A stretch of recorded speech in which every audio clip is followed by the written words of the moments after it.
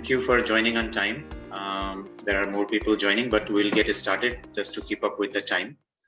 I would just like to say a warm welcome and thanks to our colleague Anna Yao from Hong Kong. So her case would be very inspiring. So Anna, I'm very thankful to you for being with us. I will let Varvi introduce you and the floor will be yours. Thank you. Thank you, all of you. Okay, so as Professor Neil said, we have Miss Anna Yao. She is an accredited heritage conservationist and project management professional. She is a member of ICOMOS China, as well as a member of the documentation and conservation of buildings, sites, and neighborhoods of the modern movement, DOCOMOMO, Hong Kong chapter. She has more than 10 years of experience in heritage revitalization, management, and education since 2009. Her experience included establishing a heritage museum, a community network for May Ho House Revitalization Project, awardee of 2015 UNESCO Asia Pacific Heritage Conservation Award, as well as a lecturer and academic coordinator for cultural heritage management related programs and training in the Asia Pacific region. In 2015, she was also selected as the delegate of China to participate in UNESCO first World Heritage Youth Forum in Asia. So Ms. Yao, we have heard a lot about you, and I hope, and as Professor Neil said, that your rich experience will help the students a lot as well. So the floor is yours. Yes. Thank you very much. I think every one of you hear me clearly. And my background image is actually the village that I'm working now is called Lichiwo Cultural Landscape. And as you can see, it's basically a village with a natural setting and also farmland. So today I will basically based on my working experience and share some of the project content that are related to ICH, related to environmental sustainability, climate change, business entrepreneurship, as well as livelihood. So let me share screen now. So today's topic is about ICH and also rural and urban sustainability, using a case study of the Lichiwo Cultural Landscape project as a illustration. So most of us are now living and working in the urban setting and urban environment. And as you can see from this graph, majority of the land on Earth now has been becoming more and more urban. But our livelihood, our daily life actually relies on the rural areas very much. We rely on the rural area to provide enough food, clean water, ecosystem services, etc., to support the people's living in the urban areas. So we see that the rural areas are decreasing and people are moving from the rural to the urban cities. So this is one of the global issues that affect our sustainability. So it's the same case that they also affect the safeguarding of ICH in both rural and also urban areas. So if you look at the interactive map that are created by the UNESCO, this map is available on the UNESCO ICH Convention's website. It's very interesting and very interactive. I will recommend you all to visit the webpage and also have a look at it. So you can see that this is a map of all the listed ICH of the Register of Good Safeguarding Practices and also in the representative list. So you can see actually only 71 of the elements out of the total current latest data, 485 elements in the list that is related to mainly urban areas. And the rest of the ICH are closely related to the natural habitats and natural environments. For example, the mountains, the seas, the agro ecosystems, dry land, grasslands, etc. So rural areas is one of the very important background and setting for safeguarding of ICH. And this is the same case in Hong Kong. Hong Kong, as you can see from this photo, is general, the general impressions of Hong Kong is a metropolitan city. But the city is built around a natural harbor, the natural very deep water harbor. And with the more than 200 years of development in the recent time, we generally developed into a metropolitan city. But we often forget that Hong Kong actually built the cities around the natural harbor and river and natural environment, topography, etc. But indeed, the urban areas, the city areas, only constitute 30% of the Hong Kong's areas. And the rest of the 70% are actually still remain very rural. For example, the country park, the greeneries, the marine park areas, and all other villages are still located inside the rural areas.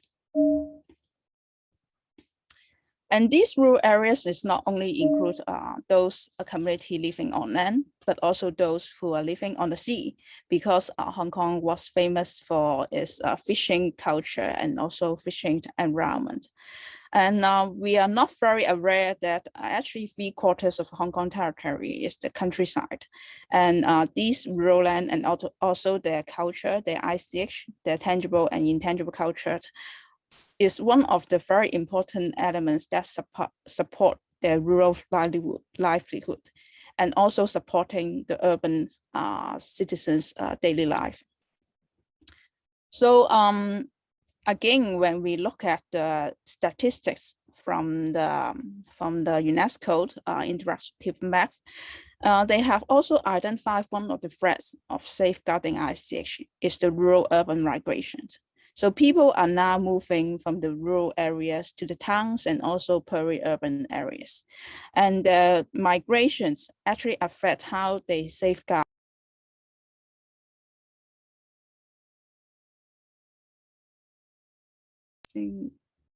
Okay.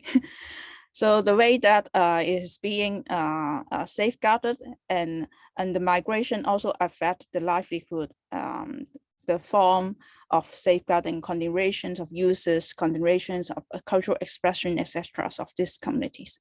So rural-urban migration, when we understand rural-urban migration, one of the issues, then we need to have a more holistic and integrative approach to safeguard ICH, not just limit them within their territory. So if this is a few photos that demonstrate the living of the communities from the rural areas who leave the villages in desert situations. And without community, we could not safeguard ICH. I think in your previous lectures, I think, and from other professional professors, they should have mentioned to you, community is one of the very important has a very important role in safeguarding ICH. And without the community, they could not sustain the place, sustain the tangible, intangible, and also natural setting. So what we are doing in Lai Chi Wo, this is the Lai Chi Wo cultural landscape. We are trying to revitalize the rural-urban integrations by revitalizing the cultural, once upon the cultural landscape that is located in within the modernized and urbanized city. And the whole project started since 2014. So we have spent more than 8 years of time in working in this village. And the whole project is also again supported by HSBC. So this is a private education institute and also public collaboration that help to create a new model of cultural heritage revitalizations, as well as rural village rural urban revitalization. So before we implement our project, Lai Chi Wo looks like this. The farmlands has been desert and abandoned for 30 years.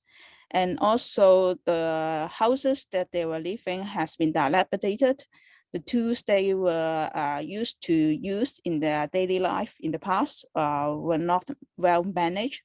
But with our effort to bring back the communities, to reestablish the community in the area, we have successfully changed, bring the life back to the old days, the heydays of the village, and the community continue to use their houses, and they try to rebuild the houses using traditional methods, traditional technique, red earth and also mud brick, and they also continue their social gatherings. And by that, they also continue to use some of the tangible tools that they used to use. So one of our major objective of rewriting this cultural landscape is at the same time revive the living traditions within the landscape. We wish to enable the community to continue the original uses of the place, such as farmland, houses, rivers. They continue the relationship of the people and nature relationship, continue their cultural expressions, and also continue their caring of all these tangible and intangible components. So this is a very brief background about Lai Chi Wo. So Lai Chi Wo is located in the northeastern part of Hong Kong, so indicated by this red sign. So as you can see from this map, the urban area of Hong Kong just occupy not much of the land, and most of the Hong Kong areas are also occupied by mountains and green areas. So you can see rural revitalization, or we call peri-urban revitalization, is very important in Hong Kong. Continued sustainability, because we could not ignore this hinterland. And Lai Chi Wo is located in the northeastern part of Hong Kong, and is again surrounded by a few protected areas, such as the Marine Park area, the Country Park area, and also is closer to the boundary of China rather than the downtown Hong Kong. So transportation is an issue.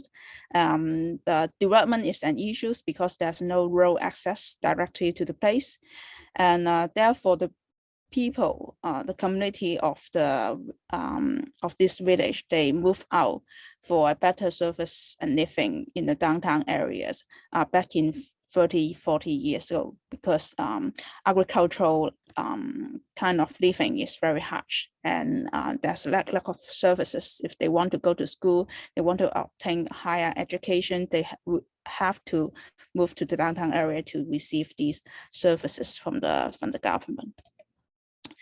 But if we look back to the old photos of Lai Chi Wo, so this is the photo taken in 1970s.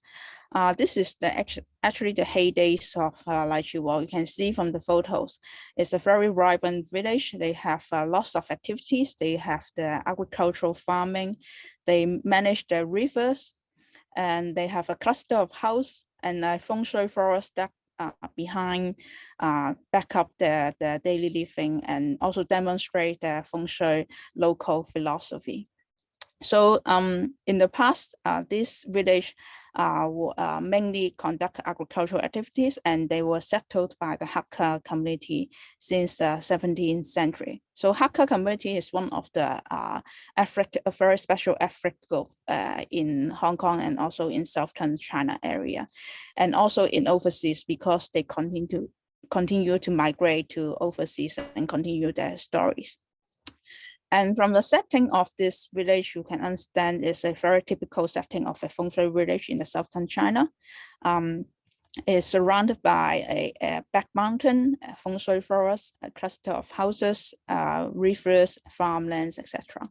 So this is a demonstration of how their Feng Shui believed. And in the past, the major activities was paddy rice cultivation. And you can imagine that paddy rice cultivation has a lot of intangible cultural heritage associated with these activities. And we call it a cultural landscape because the results of what we could see from the photo is not happened in one day.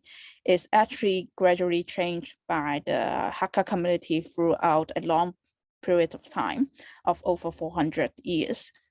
And they have been testing the way to survive in the very remote and harsh environment for 400 years.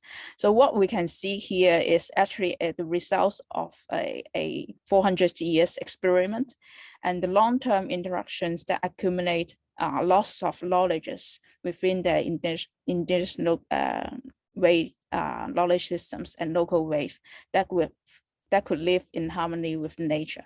So it's a very good inspiration for the citizens, especially those who are living in the city, because we often ignore the interactions of people and nature. We relied on services that have been provided through like supermarket, provided through a lot of service provider, but without direct interactions with the nature.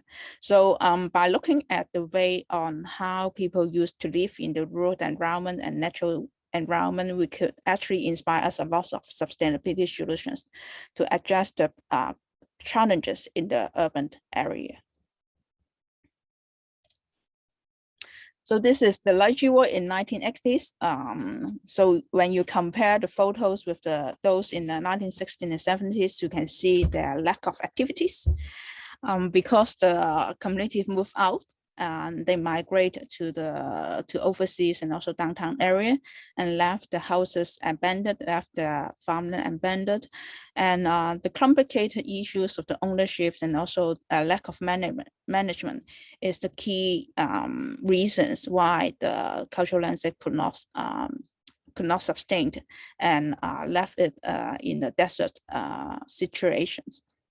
So as I mentioned, Hong Kong is a metropolitan city, but 70% of the land is hinterland and managed under the country park ordinance and also greenery ordinance. We could not ignore this 70% if we want the cities to be sustainable in long term. So therefore, we kickstart the project in 2014 and try to look for a way to integrate them. So when we first, the first things that we need to understand is to understand the cultural landscape. Other than the Feng Shui setting, other than all the tangible elements that we have identified, like the trees, large trees, rivers, woodland, animal species, diversity, biodiversity of the place. It also have a list of cultural assets like the buildings, monuments, temples, the natural landscape, open space, the location of the sites, some of the artifacts, movable and immovable artifacts, and also the crafts, the result, the product of the crafts. But more importantly is that we found there are more there are lots of intangible cultural heritage that we could identify from the cultural landscape. And also these intangible cultural heritage are the key to sustain the landscape. That includes the land use pattern, the philosophy towards the nature, the traditional agricultural practices, the knowledge about how to utilize the relationship with the universe, knowledge to utilize some of the native plants and resources, the language, the way that they sing the songs during the agricultural activities, social rituals, festivals, craftsmanship, etc., food waste, etc. These are all the things that have to make the place living. So living is one of the key objectives that we wish to bring the place back to life. So that's why we have applied the living heritage approach in our project. So the living heritage approach is a little bit different from the ordinary and existing conservation approach, with focus on tangible, especially built heritage assets. So living heritage approach emphasize on the continuities and living character and living dimensions of the heritage. So we are safeguarding the place and not just conserving, because conserving we kind of keep it frozen in time. But when we emphasize safeguarding, we create a continuation, cyclical process of continue to create and recreate if by the community. So we applied this approach in our conservation concept, and we allow changes because if it's a living heritage and living landscape, that we should allow changes that could adapt to the needs and also the needs and also the livelihood of the modern cities, modern citizens. And it's a continued process. It's not a process that was stopped by the end of our project. We wish the community could continue to carry out their living, their activities, and the cultural landscape is a living landscape that they have a life to continue. Without the university, without the funding support from the HSBC, the community could be able and have the capacity to continue to manage and maintain the landscape in longer terms, and they could have their own livelihood. They could have their income through their activities in the landscape. So this is one of our objectives of safeguarding the landscape and bring it back to life. So in the process, we have done a lot to safeguard ICH. So it's not just the result. We are not just emphasizing the results.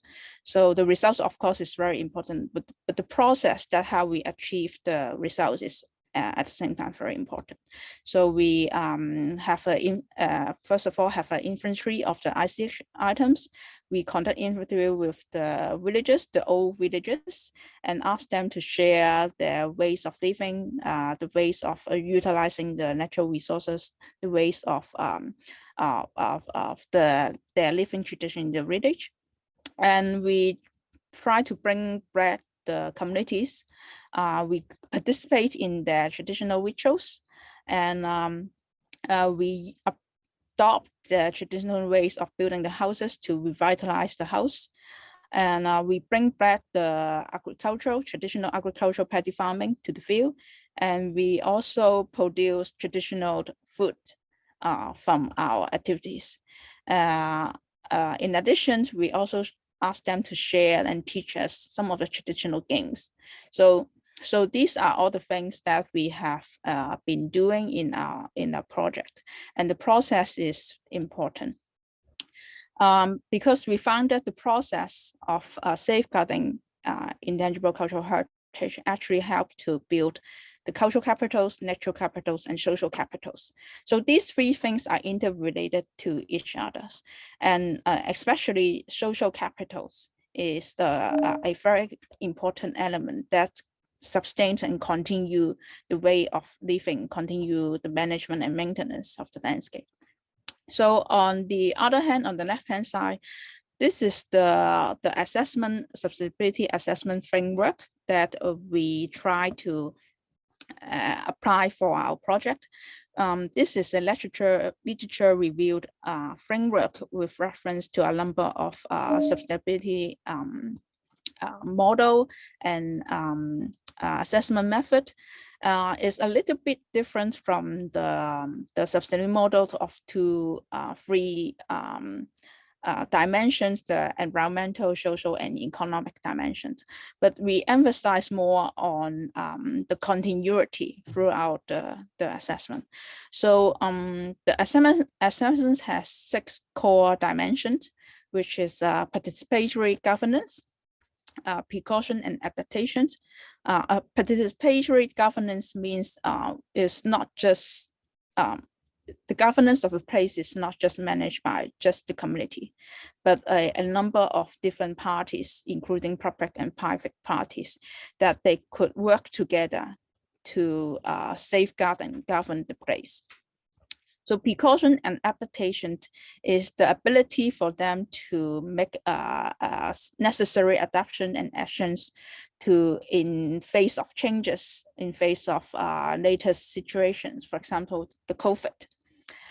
And cross-spatial integrations is not just about limited to the activities within the landscape, but also integrate activities with the downtown areas, with wider urban society. So it's not just asking the community to work, okay, you work hard within your site. It's not just limited to the local community, but a wider community participations in the process. Social ecological system integration is again very important, because we are not just limited our thinking to just social development or ecological safeguarding, but integration of both of them. So when we talk about, for example, if they want to redirect a river for irrigations, and the irrigation is for one of the agricultural activities, then we will have to think about whether the redirection of the river will create any change to the natural habitat, whether it will create any impacts to the wildlife that originally living in the upstream part of the river. So these are the things that we continue to discuss with the villages, and the participatory governance is a very important process to keep this going. And another thing is, which is also again very important, is livelihood sufficiency. So the project was kickstarted with a funding from the HSBC, but funding will one day end. So without funding, how could the community sustain? So livelihood sufficiency is one of the things that we want to achieve. We tried very hard to build up a community economy. So I will share more in the later part of this presentation. And intergenerational equity is so again very important. So in the rural village, as you can understand, usually the seniors will have a more power and also authority to manage changes of the place. So we respect the seniors, the elders' point of view. But if we emphasize the continuations of the landscape, continuation of the activities and cares, we have to open up the opportunities for the youngest to involve in the process. So intergenerational equity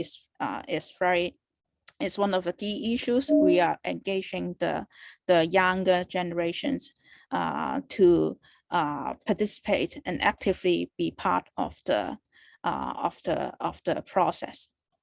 So our sustainability assessment core dimensions echoes to the 3 dimensions of the suggested commonly: environmental, social, and economic, but it also have to achieve some of the sustainable development goals like good health and well-being, education, sustainable cities and communities, responsible consumption and production, climate action, life on land, and also partnership.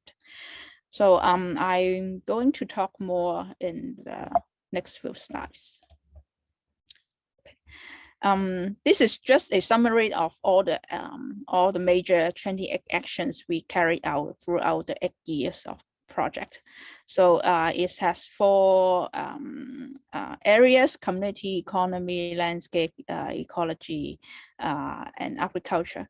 And these actions are interrelated to each other, and all of these involve to a certain degree the safeguarding of ICH. So say, for example, the farming terrace restorations, we have to ask the local villagers on how they direct and manage the water resources, and where the location of all the water channels, and how they safeguard the 2 riverbanks, what kind of craftsmanship and techniques they use to apply to using natural stones and materials to build the riverbank, and how they, what kind of crops, the species of the crops they use to plant in the landscapes. These are all the things that are related to safeguarding of ICH, and all of this knowledge was still be held by the villagers, the community who used to live in the landscape. So for natural environment, environmental sustainability, we have this on your left top hand side. This is the graph that shows the topography and also the natural habitat distribution of the landscape. So in Lai Chi Wall is one of the very special place in Hong Kong, because it still keep a very intact and complete ecosystems. And the ecosystem stretch from the woodland and the mountain, which is safeguarded as a Feng Shui woodland by the villagers. So villagers, they intentionally plant and safeguard this forest back in more than 100 years ago. And they will not cut the trees within this protected forest. They just pick up the fallen branches of the trees for fuels, and they will cut all the other trees in other areas, but not within the protected forest. So the forest is one of the key, is Feng Shui, is because of Feng Shui reasons, because of their philosophy and spiritual reasons. But at the same time, if we look at it nowadays, we understand that actually the forest helps to keep the water, they keep the soil from landslide. Then also they keep it there to create a microclimate for the village. So especially during the hot season, the breeze from the forest help to create a lower temperature for the village houses. And they also have safeguard a lot of wildlife within the Feng Shui forest area. So in the for the ecologist is actually now studying the Feng Shui forest habitat in Hong Kong, because it has not been touched and altered by the urban activities or communities for more than 100 years. So they safeguard a lot of native plants within the area, and these native plants all have a very useful, not in terms of scientific values, but also a economic and cultural values for the communities. So other than the Feng Shui forest, their village, they have farmland, they have streams, mangrove, and also the coastal areas, mudflats, seagrass land, and also sea. So this is a complete ecosystems that are rarely found in Hong Kong. So the scenery of this is the scenery of the village. We intentionally try to keep this visual view that people could appreciate the natural landscape of the setting of the village. So by revitalizing the abandoned farmland for agricultural activities, we create some, again, habitats for wildlife. So say, for example, the piece of land, the farmland that is more watery, we call it a kind of wetland habitat. We bring it back to life through the plantation of lotus, and it creates a habitat for wildlife like birds, rice fish, and also dragonflies, etc. So all of our activities, the activities that bring back agricultural activities in the landscape, actually help to increase the biodiversity of the place. And this biodiversity actually helps the farmers to do a lot of work, because with the bees, with the butterfly, with the birds, etc., they have to do their role in the pollination and also support other ecosystem services. So this is one of the things that we enhance the environmental sustainability of the place. So throughout agricultural activities, of course, we safeguard some of the traditional practices of agriculture by bringing the paddy fields farming, bringing back the traditional species of rice. Rice is a very important crop for southern China and also in Asia. Is our main diet, is a very important supply that support a number of other cultural activities and also heritage. So other than rice, we also plant some of the traditional crops like the winter melon. We plant some traditional veggie, that this veggie is for making pickled veggie. So in the past, the villagers, they need to survive during the winter time, and they will have some traditional method to preserve vegetables and other food. So by shortening this veggie, they make a pickle green. They will use it for cooking all kinds of dishes. So this is their traditional intangible cultural heritage on how to make use of some of the native plants and the crops. Other than just traditional species of crops, we also plant a newer type of crops, like this one is the turmeric. Turmeric is not originally farmed, a plant in Naichiwo, but because of building a local community economy, turmeric is regarded as one of the superfoods. And the urban people who are fond of safeguarding their health life, they eat and buy and willing to put a high price and purchase all these kind of superfood. So as I mentioned earlier, living heritage approach allow changes, and these changes has to be adapt to the changing needs of the society, social and community economic requirements. So other than just traditional crops, we plant newer type of crops that support the livelihood and economy of the villages.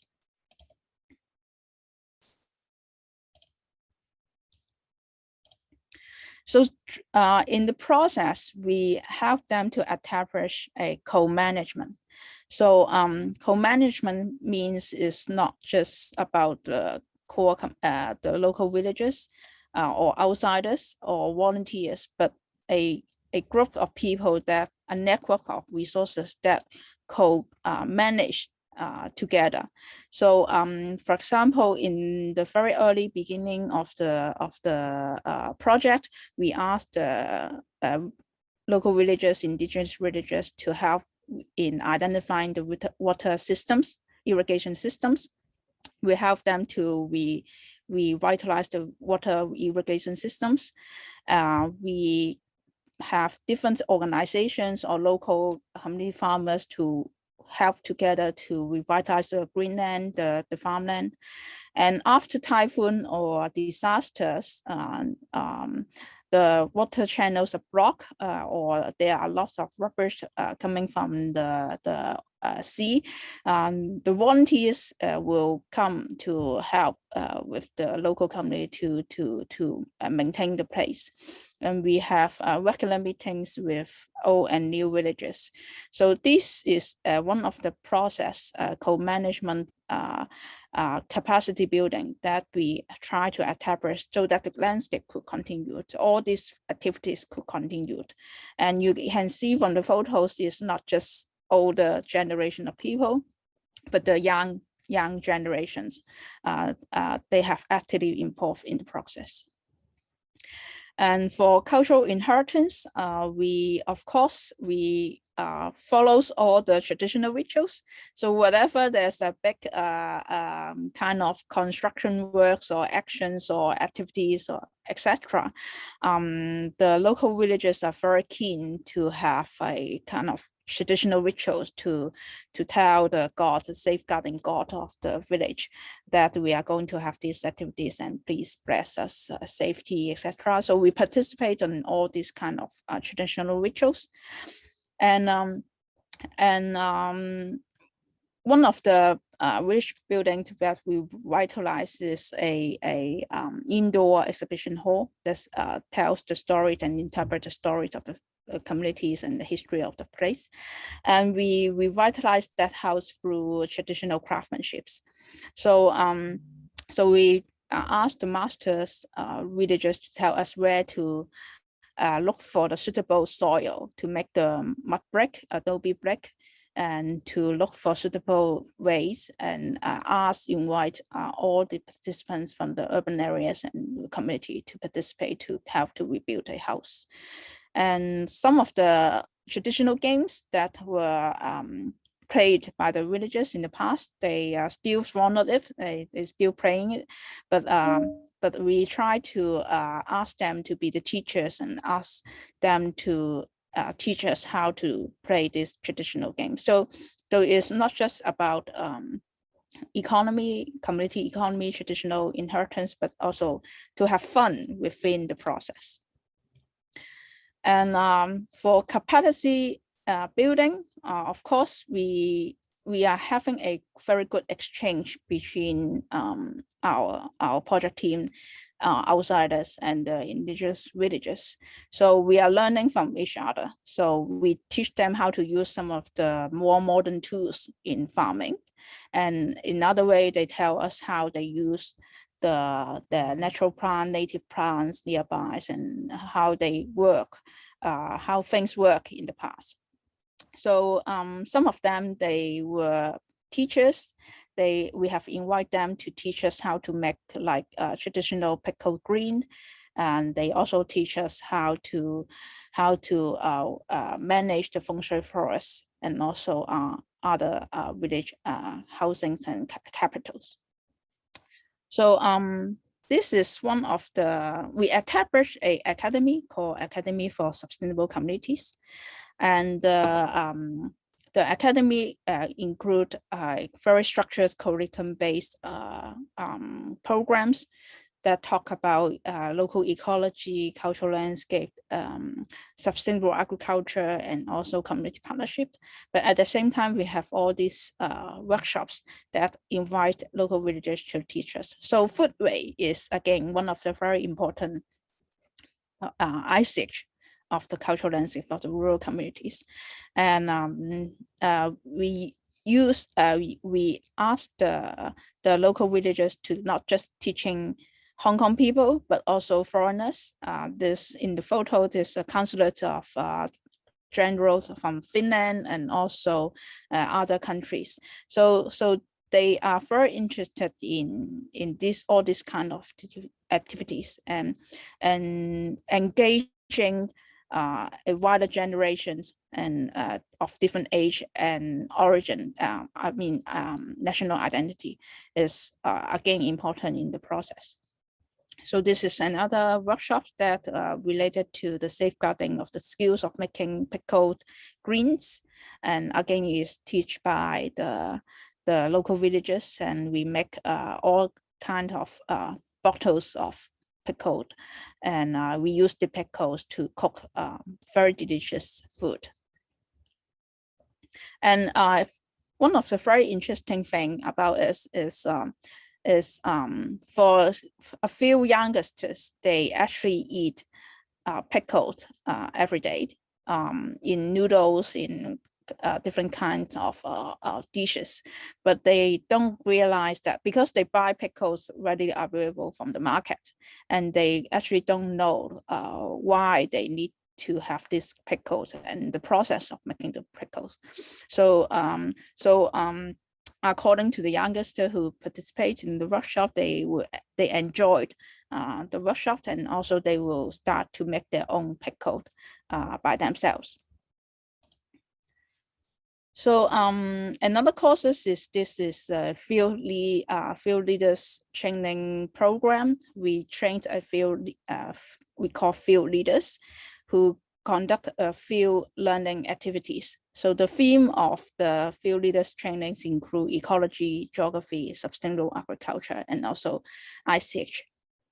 So by training these field leaders, they will carry out onward activities and also educational activities with wider generations. They will help us to lead the guided tours and also carry out field works and survey works. So this is one of the ways that how we disseminate the knowledge, the indigenous knowledge, and combine them with the latest knowledge and disseminate to other younger generations. And one of the very important things that we achieve is to establish a local community economy. So livelihood is very important. So after all this safeguarding activity, if the local community or the carriers or barriers of this size actually could not earn a living to support their life is not very ideal. So therefore, we try hard to establish a community economy. And community economy, the first thing that we establish is a local kitchen. So the kitchen is mainly to support the agricultural productions and also the processing of food and also the kind of disseminations of traditional food products. So as I mentioned earlier, we grow traditional crops, but also new kind of crops like turmeric, coffee, and other crops. And we apply some creativities and business entrepreneurship support. So to turn them into like turmeric powders or integrate and use them to make some skincare products. So the way of utilizing the agricultural products has been diverse, and the source of income could also be diverse to support the local farmers and also the processors involved in the process. So after 2 years of reopening the farmland, we established this farmers market. The local community farmers, they could sell their products and also their processed products in the farmers market. And one of the few gaps that we identify to support the supply chain and also the value chain of the local productions is a processing and incubation platform. And in Hong Kong, because of law and because of the capacity of the farmers, so usually you can imagine farmers, they concentrate on farming, and they are not very good at like creating new products or doing sales or marketing to the urban areas. So and because of law, they could not carry out very sophisticated processing method. They could only carry out like pickling or sorting. If there are some process that involved cooking or deep frying or stir frying, etc. We need to carry out all these kind of activities in a licensed kitchen, licensed food factory. And on the other hand, we have urban citizens who are very fond of food, and they are very creative, especially the younger generations. They love to eat and try different kind of new food, and they create new recipes. So we try to build this platform to match the two types of people and resources together. So this is an agro-food production platform that have to tailor-made for the small-scale agro-food productions. It's a licensed kitchen. It's called a local kitchen, as I mentioned in the earlier slide. And this kitchen will help to collect and purchase goods and agricultural products from the farmers. And these farmers therefore could more concentrate on and doing their agricultural practices and production in the farmland. And then we link it with youngsters and other urban citizens or other talents to try to recreate new recipes or packaging or marketing to have the sales of these locally produced fruit products. So we try to prototype the products, we scale up the production and then eventually we have a production and put it into the market. So this platform actually is supporting local productions and consumption. Through this way, we could encourage more people involved in the local, in establishing the local food systems, and also to continue some of the traditional food ways. And also it contributes to safeguarding of the tangible and intangible cultural heritage, because some of the products are actually based on the traditional pickle food or traditional food, and we combine it with other ingredients and create a new recipe. So this is again providing income sources for the barriers or communities. And the third thing is that the whole localized food system will have to implement climate actions. So from agricultural farming, having more green products and giving the trees, etc., actually serve as a carbon sink to absorb the carbons in the atmosphere. And by having a localized production and consumption value chain, we also reduce the carbon footprint in the process and reduce the import level of amount of import food and goods from other parts of the country into Hong Kong. So this is how we contribute to the sustainability of the whole Hong Kong city, not just to the village. So this is the platform that we have created. Is an IG, so please like it. We have traditional goods, but also new recipes. We package it with a more modern styles, more younger tone. So it could attract younger generations to buy these products, and we are selling it in different markets. We sell it in more modern markets, like where youngsters would like to go. We also sell it in the very traditional open market. So this is the traditional dried pickle veggie. This we have adapted to the latest requirements because it's organic. Traditionally, this veggie is not produced through a organic standard, but we produce a organic pickle veggie, which is a very rare product in the market. And we also bring the indigenous villages to the market, and so that they can tell the story directly to the customers.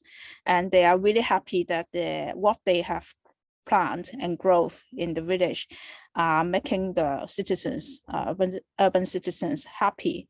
So this is the way how we try to reconnect the rural and urban areas through the food production and sales and marketing platform. So other than that, we also support a number of startups, because we think startups are very important. The team, we only have 10 people in the team, but we could not limit our we have limitation on our creativities. So that's why we open up the opportunities to invite proposal from the whole Hong Kong to tell us what they want to do in the rural areas and how we could support them to establish their startup business.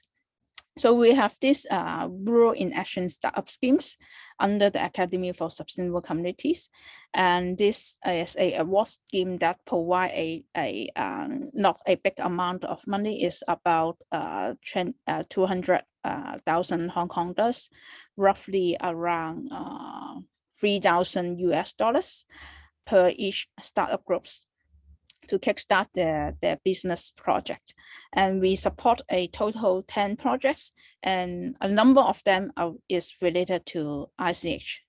So I would like to introduce some of them because we want to support their business too.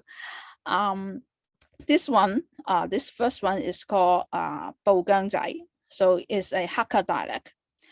Bogang is a plant that grows naturally in the Laijiwo village area.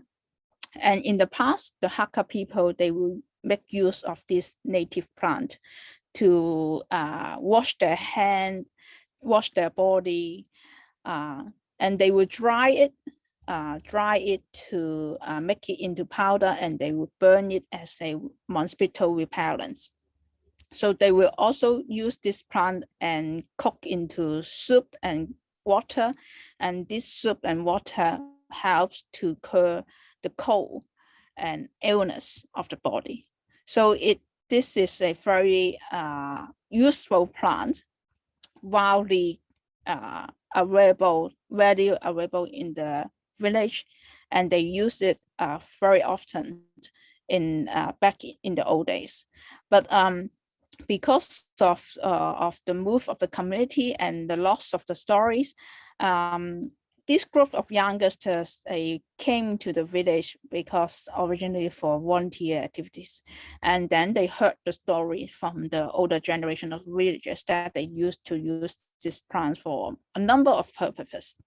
So therefore, they think that there's an opportunity for them to continue to tell the stories, but continue the use of the plant, continue to manage these natural resources, but package it in a different way so that it could invite the wider community to appreciate the stories of these Hakka people and appreciate these uses of native plants.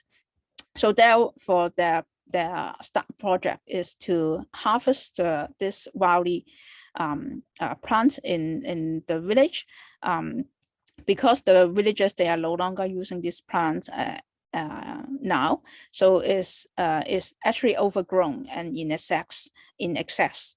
So this group of youngsters, young people, they have to remove these plants, have to manage the place, and at the same time we utilize it to make it into handmade soap, which continue the use of washing the body. They used it and powder it, dry it, and make it into incense. So it continues the use of the mosquito repellent incense. And they make it into ointment that cures some of the body disease like asthma. So this is one of the startup projects that utilize local plants. And please like their Facebooks and IG. We really want to support them. And another project that we support is called Upcycled Sense Project. So this is all about incense making.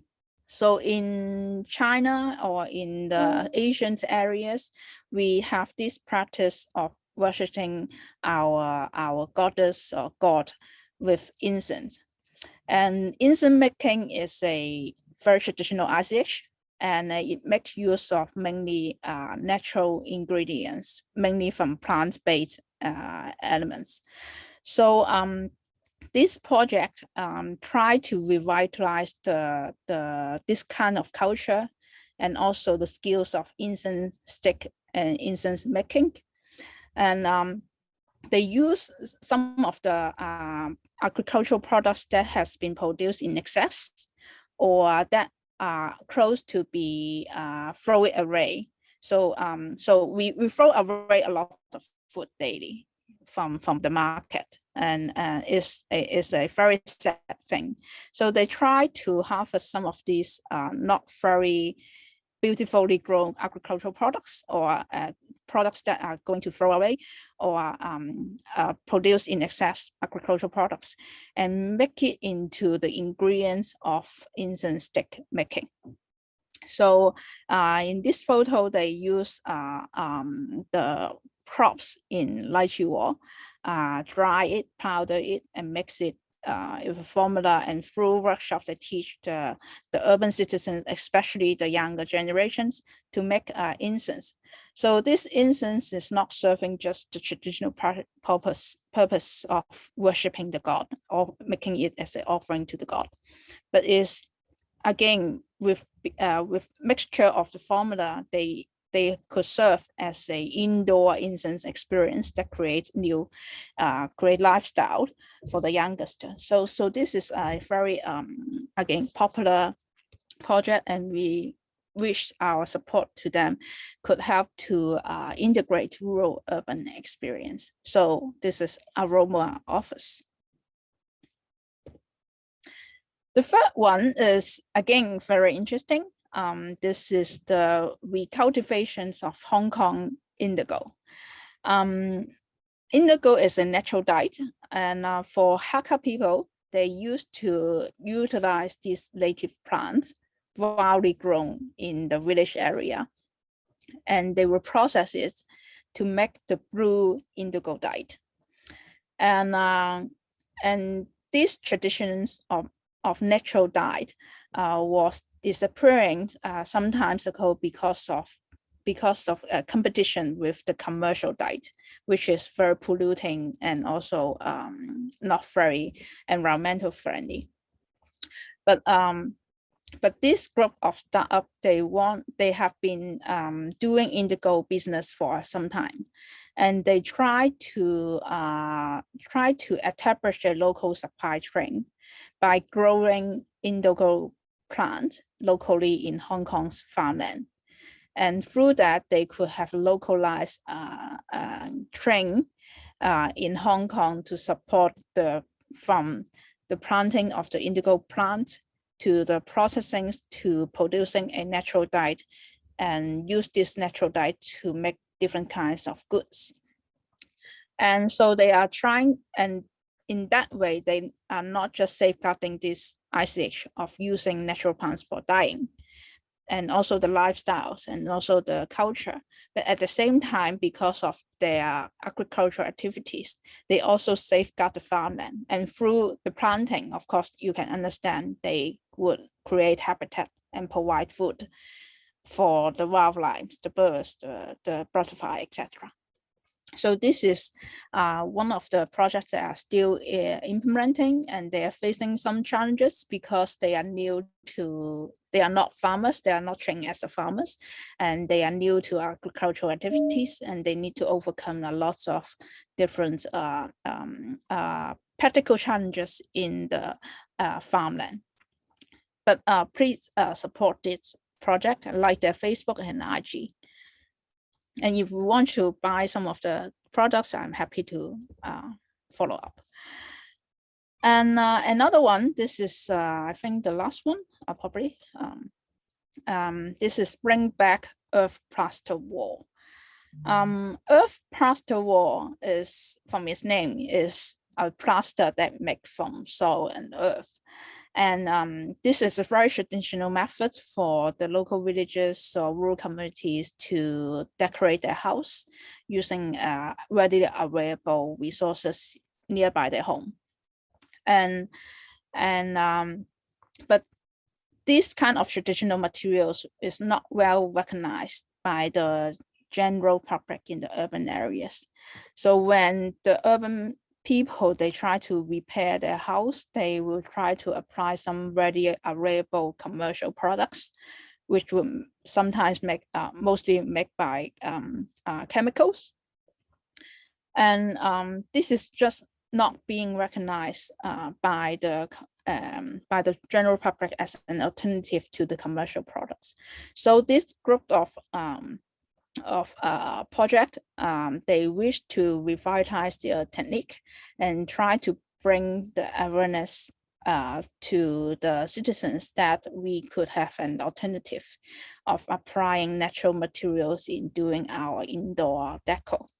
And all the ways, the process of making a earth plaster wall involve like craftsmanship, knowledge of mixing the formula of different materials according to different climates and according to different substrates, etc. So it combines a lot of new indigenous knowledge. So this is they are still in the experimental process, but already observed some initial result. So this is again one of the projects that we help to try to bring rural and urban sustainability through safeguarding of ICH. Okay, this is the last one. I mentioned in the very beginning of the presentation that rural areas in Hong Kong is not just about those areas on land, but also about the sea. And Hong Kong used to be a very famous fishing village.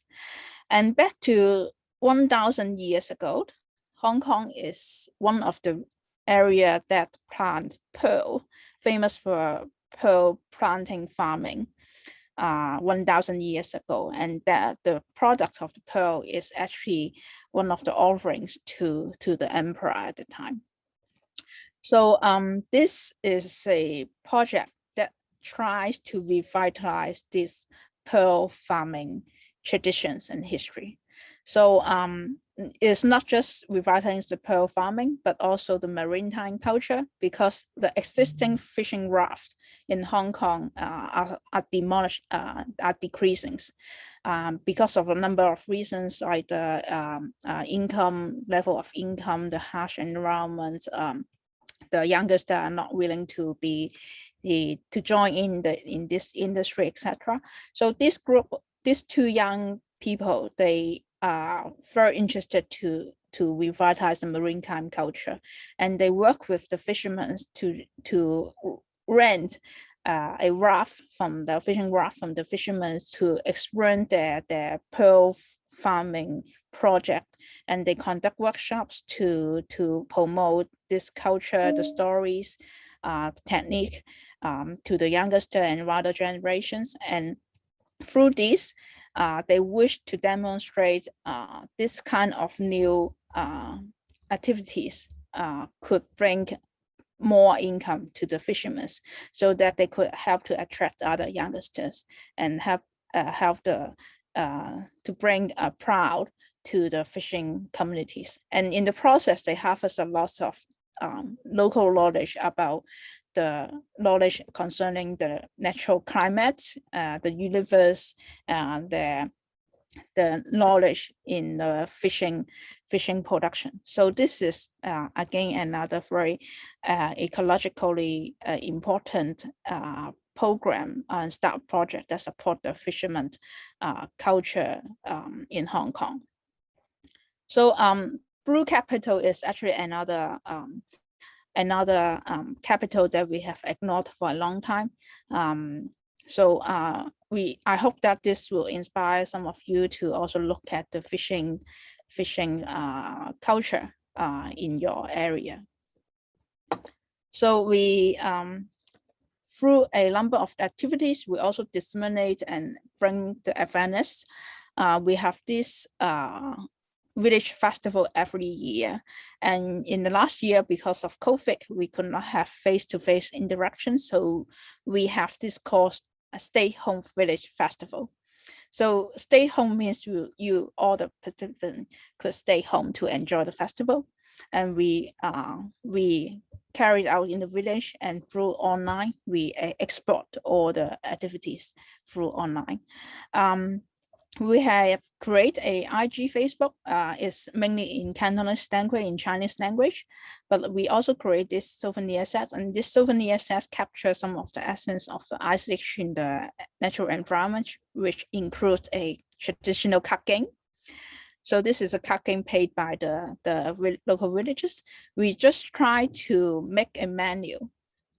We designed a new menu to illustrate how this card could the rules of this card game.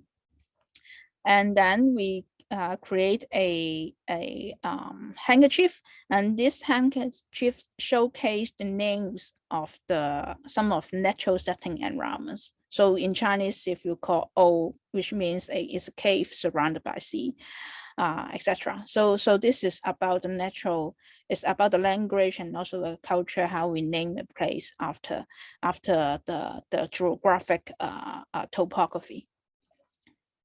So please like our IG if you have time, and we will carry out our next village festival very soon in December this year. So these festivals, before the COVID, we bring all the people to the village, interact with the communities. They enjoy the workshops, they play the card games, they learn how to make mud bricks and make natural diet, etc. And so by bringing is a summarize of the project through the environmental sustainability of bringing back the agricultural activities. We connect the community. We produce a number of products, agricultural products that support local community. And throughout the process, we continue some of the rituals in tangible cultural heritage, bringing the young people to involve, building capacity of the villagers to teach as a teacher, and in the whole process, safeguarding their ICH through another established systems of economic network. So this is the before and after photo of the project. Before that is abandoned farmland, is deserted. And after we see livelihood, we see activities, and we see livability and vitality of the place. So before we move into the project, before the project was started, is only one pair of couples still staying in the village. And now we have 30 more members who are currently living, working, or actively coming to the village to participate in all the activities. And we don't have only just people, we have a lot of wildlife, cows, birds, dogs, wild boars, etc. So the cows and the wild boar, they enjoy our organic food very much. They come to visit our farm every night and eat a portion of our crops. So this is we're bringing back life to this village, and this is the current photo of Lai Chi Wo. So this is Lai Chi Wo is a rural landscape systems that was supported by a range of tangible and intangible cultural heritage, especially the indigenous knowledge systems, the intimate human nature relationship, the spiritual belief, and also practical skills. And through the project, we bring back the life of the landscape. We hope the landscape could be continued to build up new things that support the continuations of this heritage. And at the same time, this project creates a very new and innovative conservation model that help to address the sustainability issues of Hong Kong. And the solutions is actually inspired by the ICH and tangible heritage of the villages. And during COVID period of time, we actually have to solve some of the major challenges like public health issues by bringing people to get in touch with the nature. We establish a localized production and consumption systems that reduce carbon footprint and also create actions that support reduced climate change. So these are all the things that we have carried out in the project. So we are very fortunately, the project received a special recognitions for sustainable development in the 2020 Asia Pacific Awards for Cultural Heritage Conservations. And the draw comments is a very good summary of what we have carried out in this place. And what's most important and encouraging for that it demonstrates a very important interweaving of the nature and cultural heritage, and in setting a new urban rural substability agenda for the Hong Kong and beyond. So by safeguarding ICH, especially in the cultural landscape, which is supported by a number of ICH and tangible heritage items, by safeguarding this landscape is not just resolving the problems of the rural and environment, but also what we carry out in the rural setting and rural village could also bring sustainability to the whole city. So this is the end of my presentations. Please, if you want to look for more information about our project, please visit our project website, and I welcome all the questions from the audience.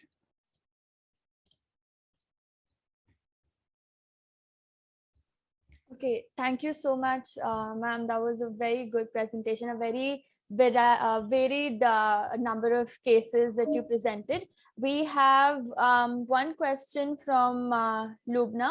She has two questions actually. One is, how was Lai Chi Wo dealt with dissent? And is your organization / HSBC supporting all other RA2's startups? Okay, so let me answer the second question first. So the project was initiated by us, by the University of Hong Kong, and because of the very good relationship between us and also the HSBC Foundation. So therefore, we put up this proposal to the HSBC Foundation to kickstart the project. And the startup is actually part of our project. We give the funding through the project. And so therefore, the source of the startup funding is from HSBC. So for the first, can you recap the first question? Yeah, how has Lai Chi Wo dealt with dissent? Deal with dissent? Yes, I think Lubna, if you're there, would you like to come? Yeah, I just want to say that so everyone had to agree to be part of this development. What if, was there any group or any individual who did not want to be part of this Yes. sort of a? Yes. Yeah, of course. So how did you deal with that dissent? Okay. So as I mentioned, of course, you can imagine not all the people in the village will agree and absolutely agree 100% embrace the project.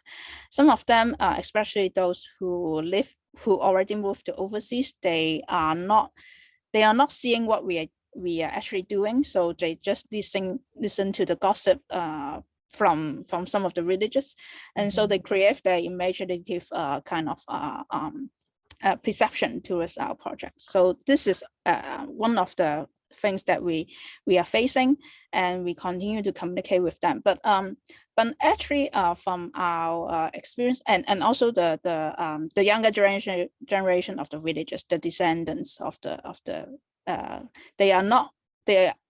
younger generation, they were not born in the village, so they don't have emotional attachment to place, and they don't know how treasure is, why their father or grandfather treasure the village. So for them, there's a distance.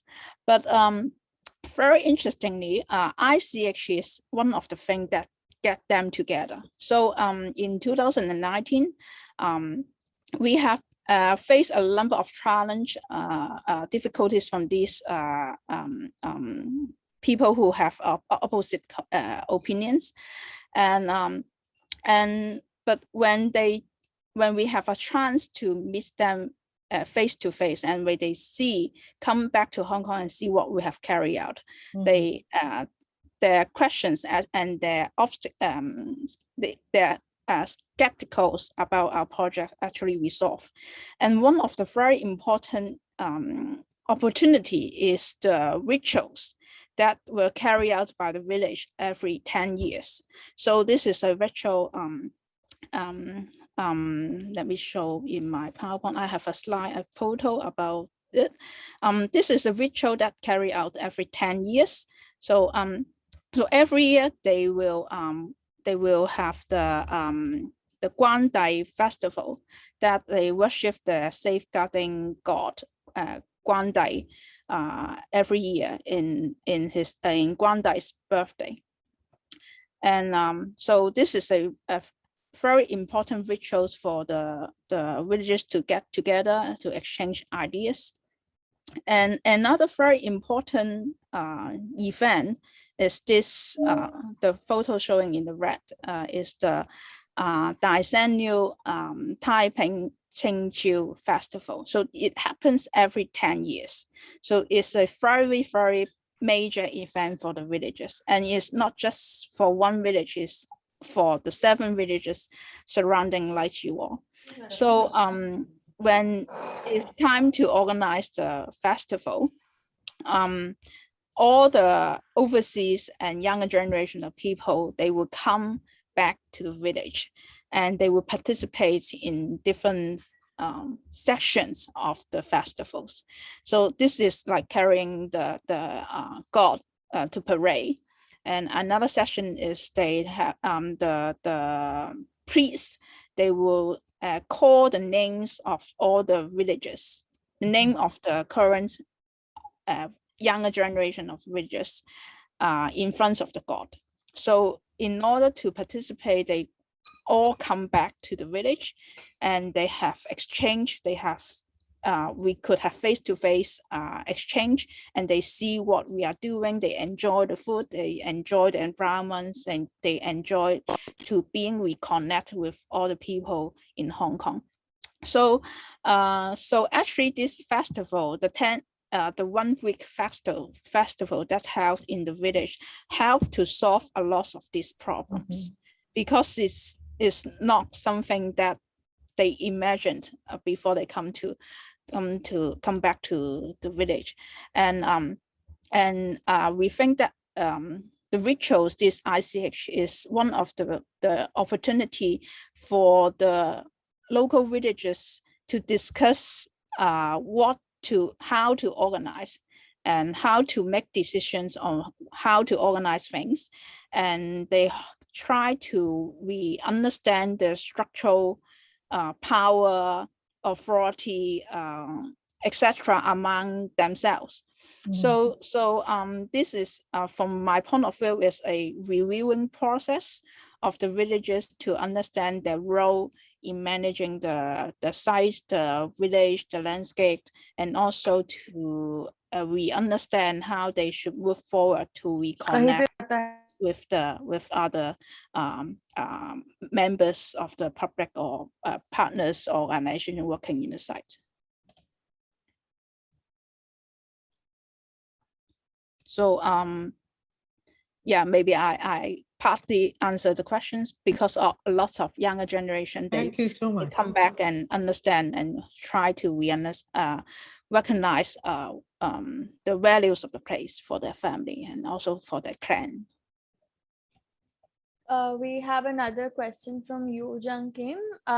Would you like to come on camera and ask your question so that we have it in the recording? Yes. Hi, Anna. So my question is, except for the younger generation of the villagers, I guess through the which channel do you reach out to the young entrepreneurs who came to the village to make these products and bring their ideas and recipes, and etc.? And did you get any assistance from the government body or entities or like officially, so that you can reach out to schools, maybe to reach out to a younger generation so that it continues on? At this moment, we don't have extra resources to continue the actions, but the purpose of our startup is to really put a small funding and ask them to try if this is a workable model. So this is if they have successfully established a workable prototype or model, then we are happy to work closely with them to apply for other fundings.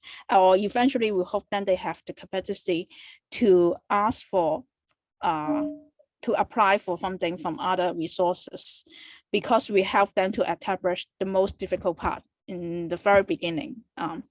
So we don't, at this moment, we don't have extra resources to support the further disseminations of the startup project and also engage younger generations. But what we are hoping is that throughout these 10 startup projects, we have already built up their capacity, and we have already built up their basic business model and prototypes. So therefore, they will have the chance to approach other organizations or foundations, or even though without the external support, they could be able to run their business in a small scale business themselves. So this is And we hope that the startup project could inspire other younger generation to look at what other opportunities they could do. So I think the younger generations, they are opting for a new mode of working. They're not really looking to like work in large corporations and look for a stable job. They have their own thoughts. Then they want to do something creative out of the box.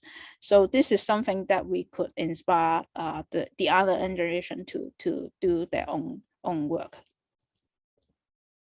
So basically, ICH was in the center of the scene, that these young people who are not related to this village by blood or by family, or not associated with the village, they come here just to explore the whole idea of ICH. Yeah.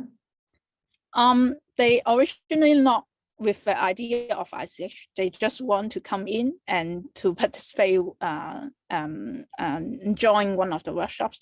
But they found opportunities, and this opportunity exactly meet the gaps of safeguarding ICH. The awareness building, business entrepreneurship, livelihood, etc. So they somehow found the opportunity to fill this gap. So that's why they kickstart the project. Is basically from the conversation with the local villagers, and they heard it from one villagers and then they heard it from the other villagers, and they find, okay, it's actually quite useful plant, so why not we make it into some product. So this is how they start. Is quite organically evolved, not with a very clear mind, or we have to safeguard ICH and therefore I have to do something to do to safeguard it. It's not the case. They allow the flow of it. Yeah.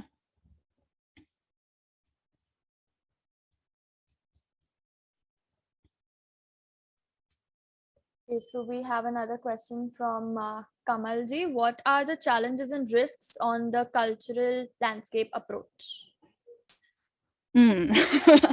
It's a big question. The cultural landscape approach is, of course, we do not separate individual elements. So all things are interrelated to each other and they have interactions. So we need a group of very interdisciplinary experts to be involved in the process. So we have ecology, we have planners. I myself is from the heritage background. We have geography teachers. We have business sectors. So we work all together, and you can imagine the process is very time consuming because we are thinking from their own perspectives, and we need to come to the balance that how the actions could make a balance for all aspects. So and especially for cultural landscape, the ownership is an issue. Most of the land owned by the local villages, but there are another bigger area. They are surrounded by country park and also marine park, and those are managed by the government. And we are not the only organization working at the site. We also bring different organizations with the expertise to work together. So so the dynamic is very challenging because we need to manage a lot of different inter-organizations relationships, intergovernmental discussions, etc. And what is the risk? I think the risk is you really need to take a long time. So if this is just a 2-year or 3-year project, is actually we could not achieve what we could achieve now. You really have to spend much time on it, and this is a experiment. This is first in Hong Kong, and we are very happy that HSBC actually have this forward-looking mind to support something brand new in Hong Kong. And this is actually very risky from the point of view of the foundation. to support a multi-year project, and this is a large-scale project. So for us as the receiver of the funding, we don't have much risk except the time. But for the foundation, I think there's a really a big risk for them to kind of invest a big money for the project, but we successfully achieve what we obligated to achieve, and we hope that this will also change the mindset of the foundations, because some foundations, they tend to support one-off projects, and those one-off projects may be two years, 3 years, and after that we don't know whether it could be continued.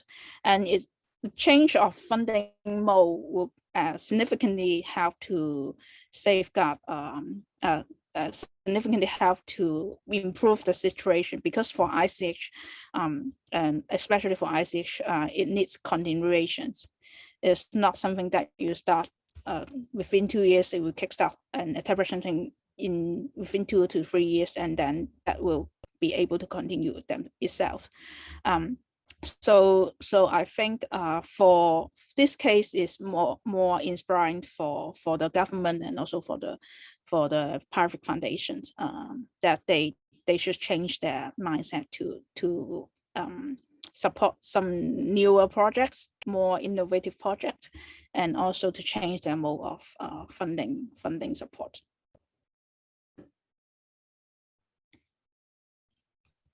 Okay, thank you so much for that response. Do we have any more last questions? I think we're already we've already reached the time, but if we have any more last questions, I think we can take that. Otherwise, yes, Kamalji, you have raised your hand. Thank you very much. I'm Kamal from Nepal. I'm a biologist by the training. I see your presentation, and you must focus on the native or indigenous plant and other species to do this one. And also you said to encouraging the private or any other kind of a funding mechanism for future careers. For my understanding, the finance to the nature is being a big risk and challenges for today, and the next year will be we are having in the big conference in Kunming, the Substability of 14. So the financial mechanism is very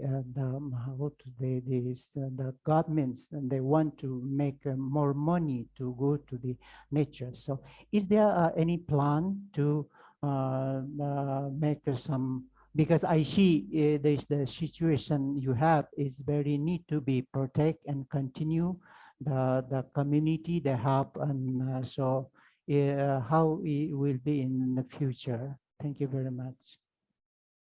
Okay, so yes, this is a very good question. Actually, okay, the nature sustains itself. So the nature has its own life cycle. So without people's intervention, the natural successions will take place naturally, and we don't have to do much to continue the natural life of the nature, but we could enhance by doing some new actions. We can enhance the interaction between human and nature. It's not two separate areas. This is the protected forest, and of course you cannot touch it. But for other areas, maybe you can have some new interactions, and which would bring new benefits. So we were approached also by the other organization about the nature-based solutions for especially sustainability. And the nature-based solutions are much about the management of the natural resources.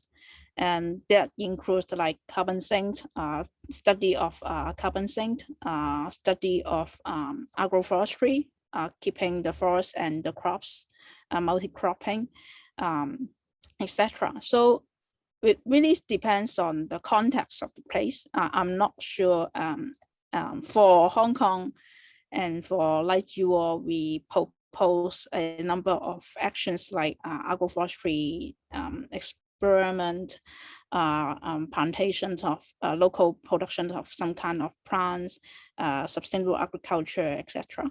But for some other places, it really depends on what kind of resources you are available at the place and what are the needs that the government or the authority or the funding body are looking for. So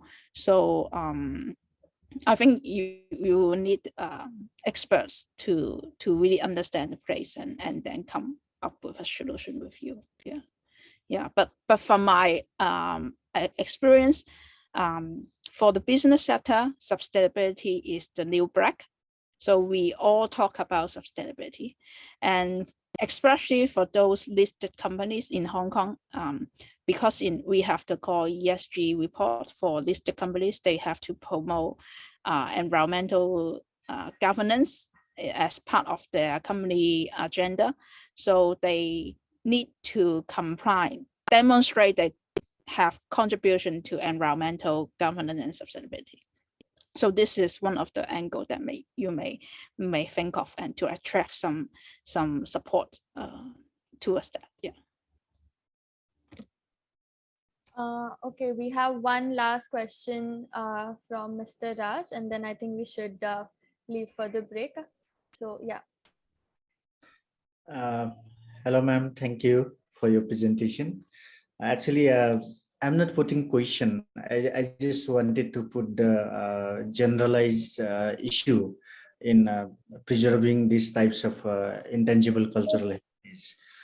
My perception is, as we understand intangible cultural heritage and landscape, and these are the things that have been there for the time immemorial, for the generations and generations. Actually, what we need to do is we need to protect this particular heritage from the encroaching, from the misappropriation, from the overacting by the outside community. Actually, the inside community, the local people will never destroy their own heritage, either it is intangible heritage, cultural heritage, or landscape and everything. They won't be destroyed, but only the misappropriation or the outsiders will be destroying all those things. And these types of things has to be protected by the project that you have been implementing in that particular given village. But my concern is by supporting directly from the organizations, NGOs, INGOs, and other national and international forces to protect these types of landscape and intangible cultural heritage might be in more risk. That is my assumption only.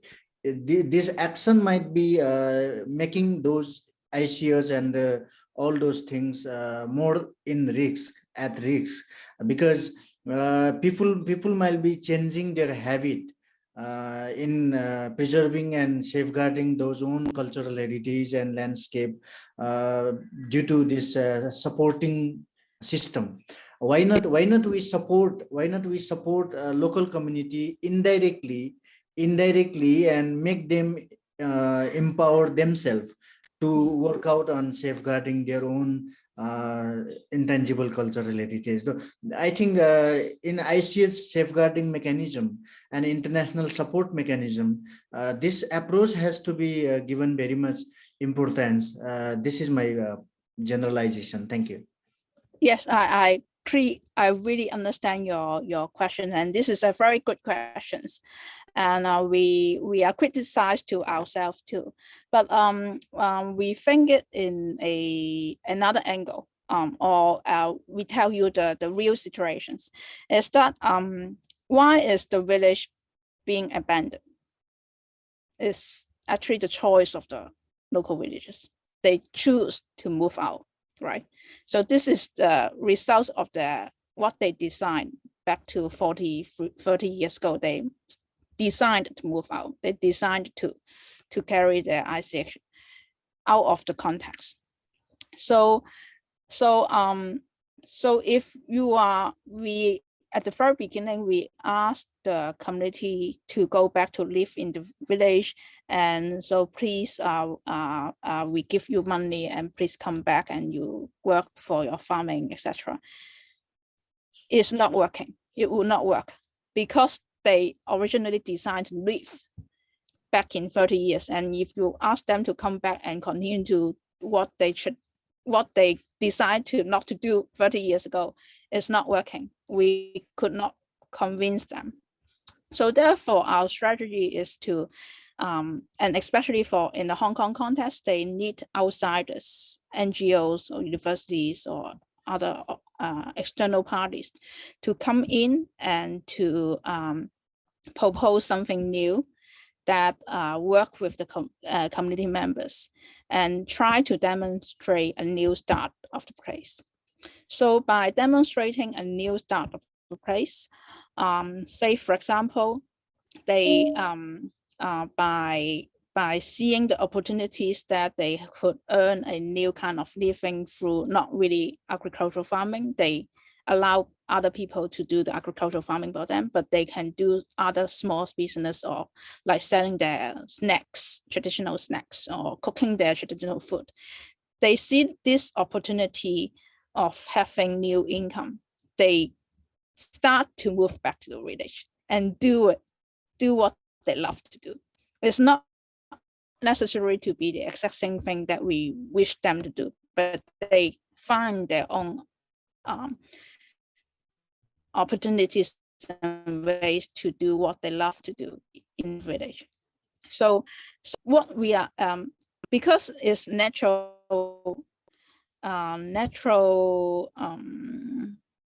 choice of the people that if you see something work, then you follow, right? So if you see reviews of a restaurant that is good, then you go to the restaurant.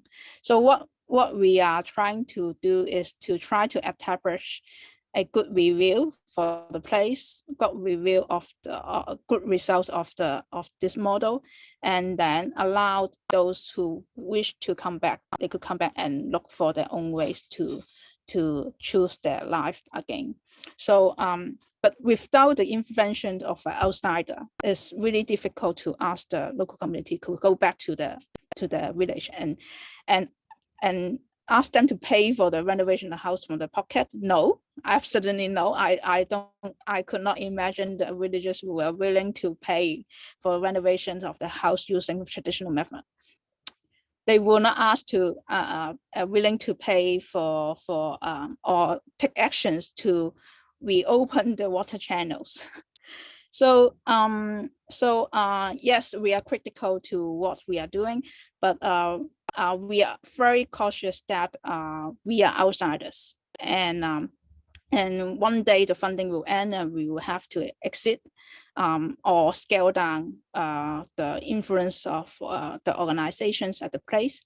And so therefore we are parallel, working in parallel is the capacity building of the villages, and also to establish a mechanism for the villagers to community to work with outside organizations, so that they will able to ask for the help from this outside organization, and this outside organization will able to offer the funding or other kind of support for them.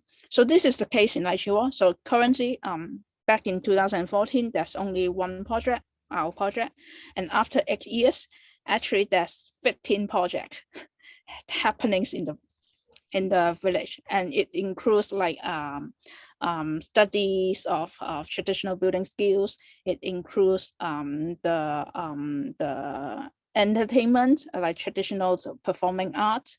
That includes also like revitalisation schemes or rebuilding of dilapidated village house, etc. So it helps to attract other opportunities and offer other opportunities for the communities to to continue and come back. And what we observe is during the COVID, actually more villagers, they move back to village because the urban citizens, they are looking for space to outdoor space to take activities, walking, hiking, etc.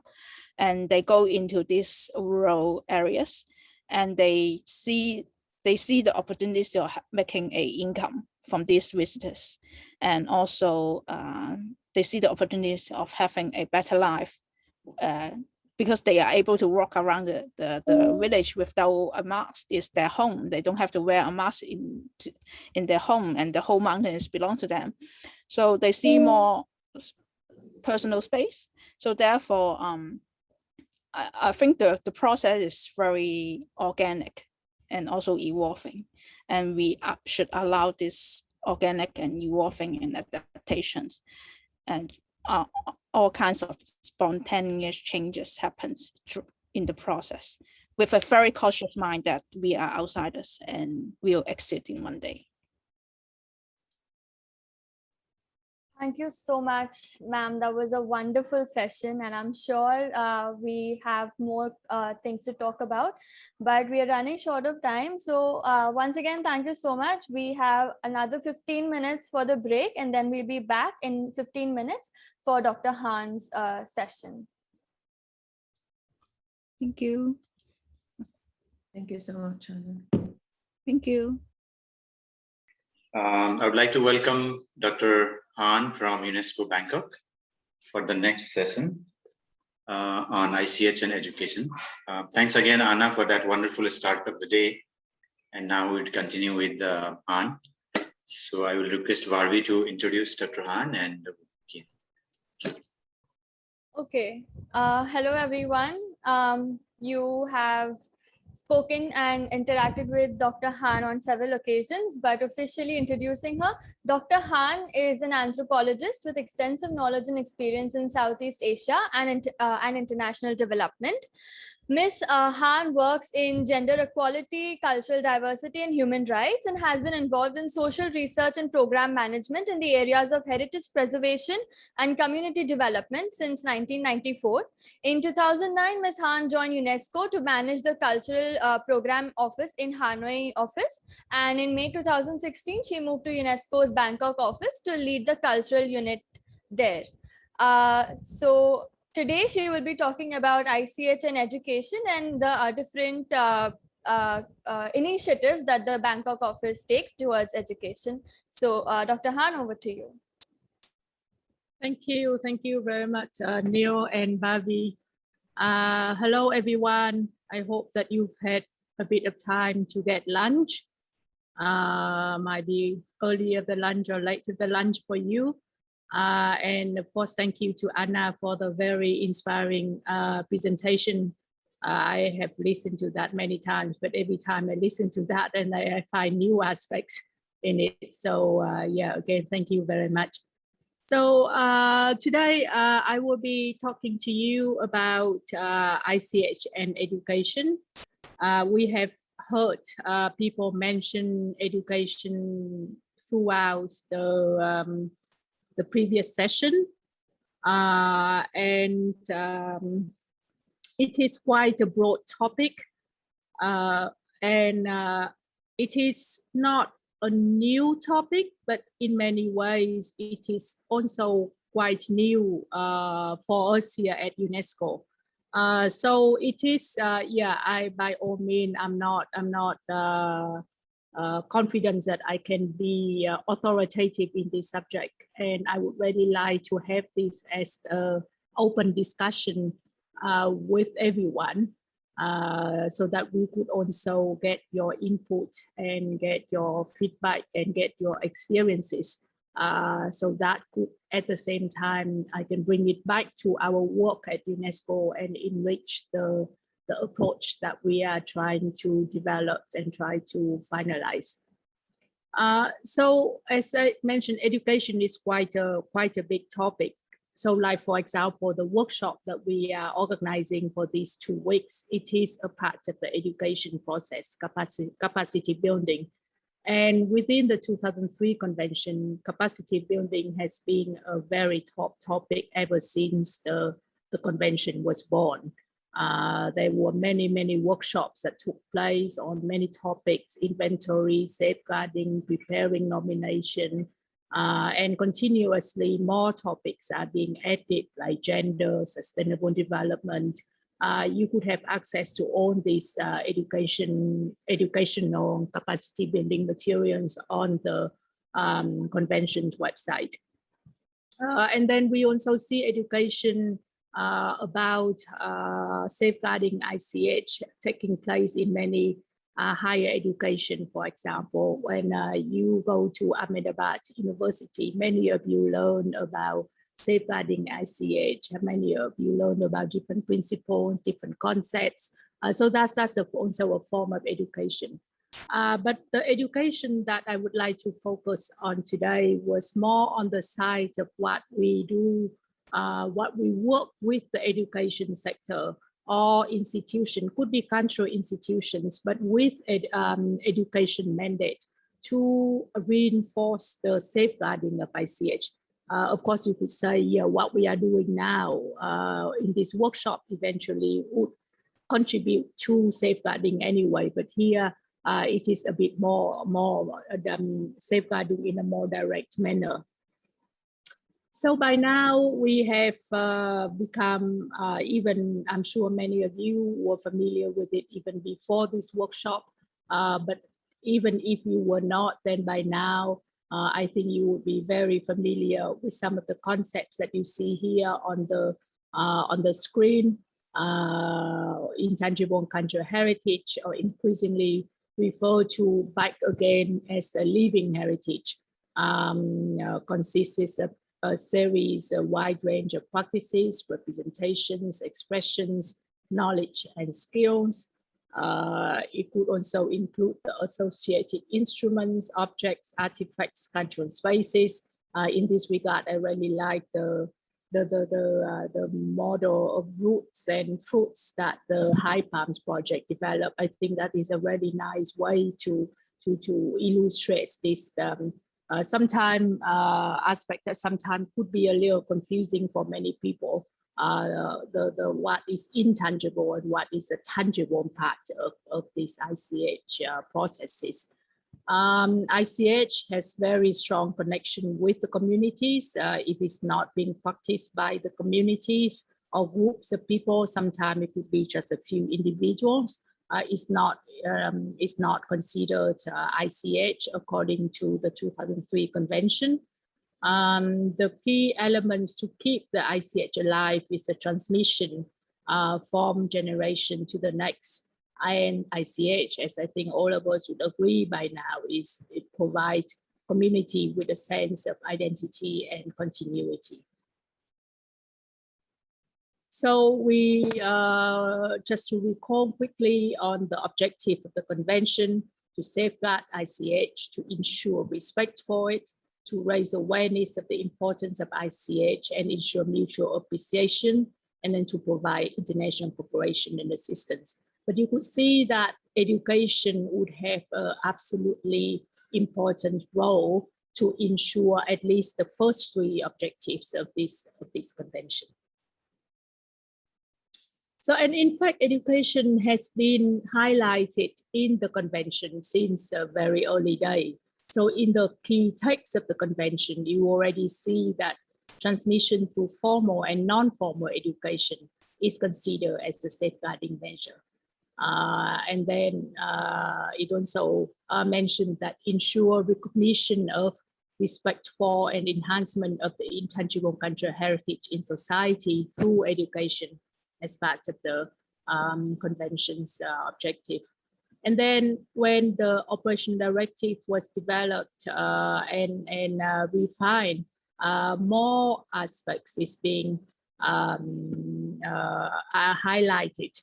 And this one is specifically states that states parties are encouraged to ensure within their respective educational systems and policies the respect for and enhancement of intangible cultural heritage in society. And the latest monitoring latest governance guide framework for the convention, the overall results framework that came out in around 2018, 2019, has a specific thematic area on transmission and education, and in which it specifically highlighted the roles of formal and non-formal education, as well as the role of primary, secondary, and post-secondary education in ensuring the objectives of this convention. And once it, and now that we have this overall results framework, the reporting template for the periodic report that the state parties have to submit every 4 years. I think now it's becoming every 6 years now, to the convention secretariat, to the intergovernmental committee, would have to report on these aspects. And for the secretariat, the education has become one of the key topics for the convention to be dealt with, together with capacity building that I had introduced earlier. And now if we move to another side, or to the broader aspect of the Sustainable Development Agenda, you could see that education has its own goal. Compared to culture, we were blended within the goal 11, and also we were streamlined throughout the number of goals here. But education has its main mandate, and UNESCO as the secretariat for the implementation of this goal. There's a lot of processes that they are currently being implemented to ensure that the state parties are implementing these goals, and hopefully to achieve these goals by the 2030. So the key topics of this goal 4 on quality education is to ensure the inclusive and equitable quality education and promote lifelong learning opportunities for all. So this goal is relevant to all countries, doesn't have to be only global south like the previous the Millennium Development Goals. It ensures that education is a public good, being implemented with the right-based approach, and then it has to ensure the inclusion, equity, and gender equality with the objective, and actually it's also the objective of the whole Sustainable Development Agenda, is no one is left behind. So the reason I'm bringing up the quality education goals today, not only because of the topic of ICH and education, but I want to highlight a few targets that actually are very relevant to us being culture sector, people from the culture sector, whether researchers, academics, NGOs. So we could see that we do have the very strong roles in implementing our quality education agenda as well. So obviously you probably heard about target 4.7. This is the most well-known target for the culture sector, because it highlights specifically the promotion, the importance to promote the culture of peace and non-violence, global citizenship, and appreciation of cultural diversity and of culture's contribution to sustainable development. So this is one of the targets that really clearly highlights our roles in achieving these development goals. But in addition to this target 4.7, other targets will also, and overall of that is to receive the quality education. So, but in addition to that, we have other targets that I will talk about later on how culture can also have the strong contribution to it. For example, target 4.2, which encourage the member states to provide access to quality early childhood development, care, and pre-primary education, so that they are ready for primary education. So this is for kindergarten kids, like kids before they they go to primary education. We have target 4.3 and 4.4 is very much related to technical and vocational training, especially to engage youth and to provide youth with relevant skills that will be leading to employment, decent jobs, and entrepreneurship. We heard a lot of this during our previous sessions of this workshop, and I think you could already imagine that how by us contributing our control agenda into this, in achieving this target, we also can really have to realize it. And then we have the target 4.6 to achieve literacy and numeracy. I will provide an example later on to see how culture can really also contribute to achieving these targets. So as I mentioned, culture and education is not really a new topic. Many of you probably, when you're working in the heritage field, you are familiar with this patrimonito, this icon here.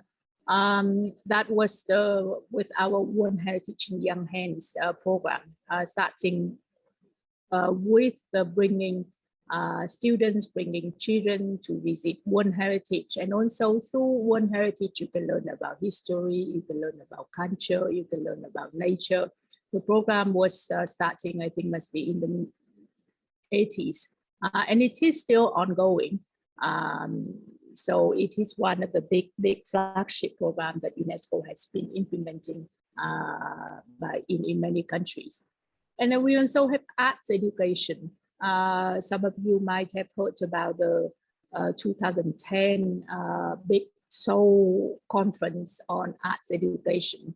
And then it kind of died out for a while. And then recently, UNESCO, because of this strong connection between culture and education, we began to pick it up and begin with the last year. I think that was the first year that we launched the campaign to celebrate the week of International Arts Education Week in May last year. And then today, this year, it is also being implemented as well. And then arts education are also being implemented in other countries. So you have heard about STEM education, science, technology, engineering, and math. And then a lot of people, a lot of countries now start advocating for making it as a STEAM approach. And with the A that being included here is for the arts. So arts and culture is really has been proven to play a very important role in education. And we are continuing advocating for that. The reception from the education sector is still a little lukewarm. In some countries, very eager. In some schools, they are very eager. But in general, I must admit that we haven't really been able to streamline it in as part of the system. Because of course, as we also know, the education sector, they also have many challenges that they are dealing with. And then they are also dealing with continuously increasing new education agendas that they have to deal with. 1 year, that would be education for sustainable development. And then they have the GCED, global citizenship education. They have emotional learning, many of the agendas. So the key is really how we try to make their life easier by bringing culture into their agenda, and as well as for them to help us to continue to safeguard and protect all these World Heritage and tangible heritage, intangible cultural heritage, as well as to promote the roles of arts and creativity in schools. So this is really a mutual relationship that we would like to enforce and reinforce with our education colleagues. So the next part of the presentation, I'm going to share with you one of the initiatives that UNESCO has been implementing intensively over the past 2-3 years, together actually with our partner HKICON, who is one of the co-organizers of this workshop. But the approach has been also started exploring since the late 2009. And so let me show you a couple of this episode of animation that let me see how we could to show just to give you a quick glimpse of what this approach is about.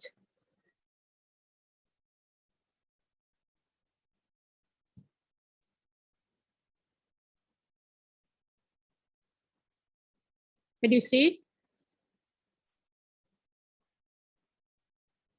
No, not yet.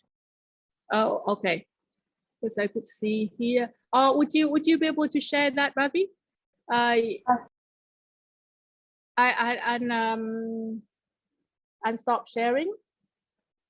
And do you think that would maybe that would be easier?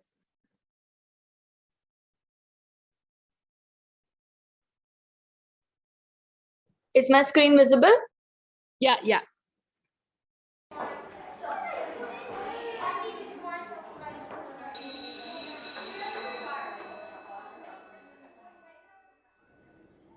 What is teaching with intangible cultural heritage in schools? My friends and I love peacock dancing in summer. My grandma taught me how to catch fish with a special net. Dancing and fishing skills are parts of our cultural heritage, like important places and objects. Intangible cultural heritage comes in different forms: oral traditions, social practices, performing arts, traditional knowledge about nature, crafting skills, or traditional games. It is called living heritage because people still practice it.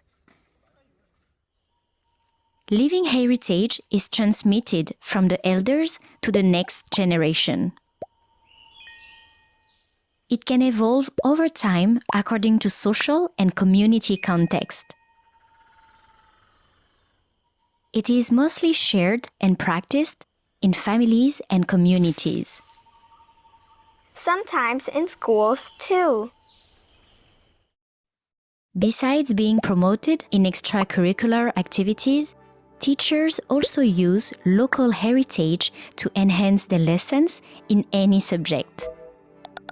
Students can explore the values and meaning of culture within the curriculum.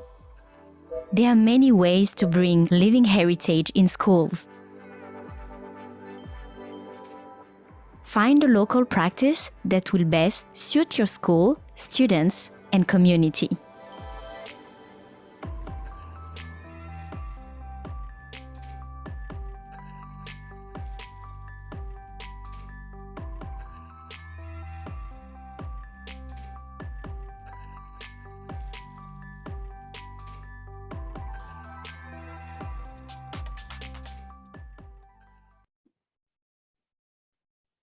If you just have to go ahead and do the other one too, Bobby.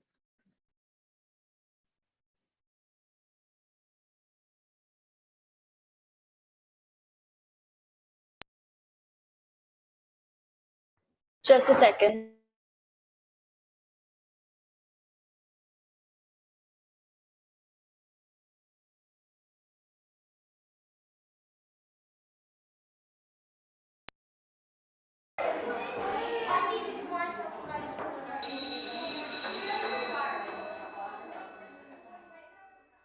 Why is it important to teach with intangible cultural heritage?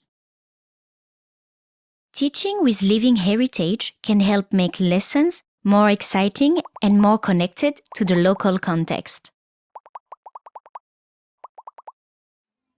Concrete examples help students grasp new ideas faster. My colleagues and I had a great time exploring the local living heritage.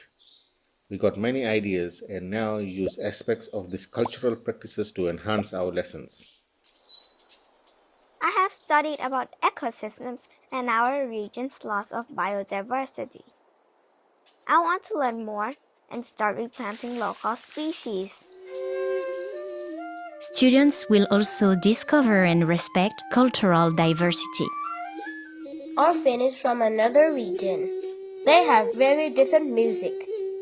I love the sound of their traditional instruments. Introducing living heritage elements in lessons does not only bring the school and the community together to participate in youth education. It also contributes to safeguarding living heritage for the future generation. If a cultural heritage element is not practiced, it is not living.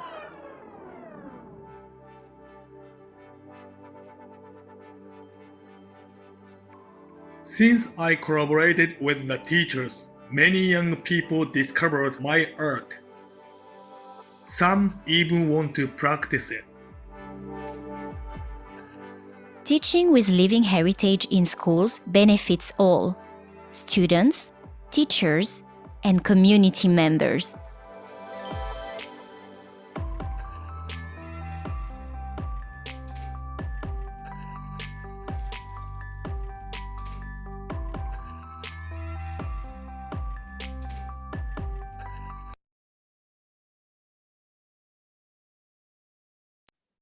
Thank you, Bobby.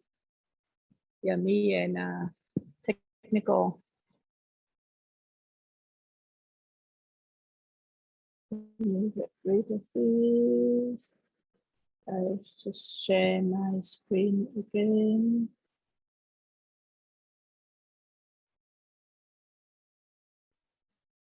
Yeah, I saw that a couple of you said that you have seen the video, the animation, and you like it, and I'm really glad to hear. Yeah, we had a good time making it. In addition to the 2 episodes that you just saw, we also have episodes for specific target audience, like if you are a teacher, what can you do? If you are a parent or community member, what can you do? If you are a school manager, what can you do? And if you are a student, what can you do? So if you think of any other groups of stakeholders that you think would be really important in helping us to safeguard our ICH, especially through integrating that into schools, then feel free to give me a suggestion. We would be happy to do the next episode from their perspective.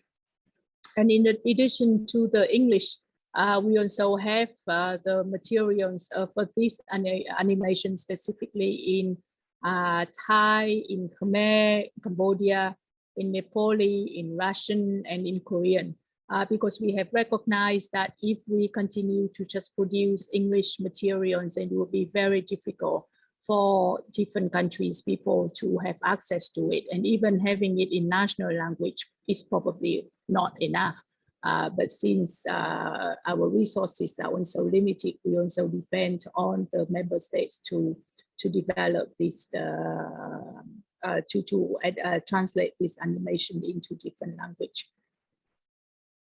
So ICH, or living heritage, is really anywhere around us. They are really something belong to the students, belong to the families of the students, belong to the teachers, belong to the communities.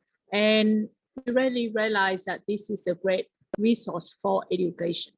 This is the sales speech that we go to our education sector, because our education colleagues would be like, it's not our role to have you safeguard your heritage, that is your role.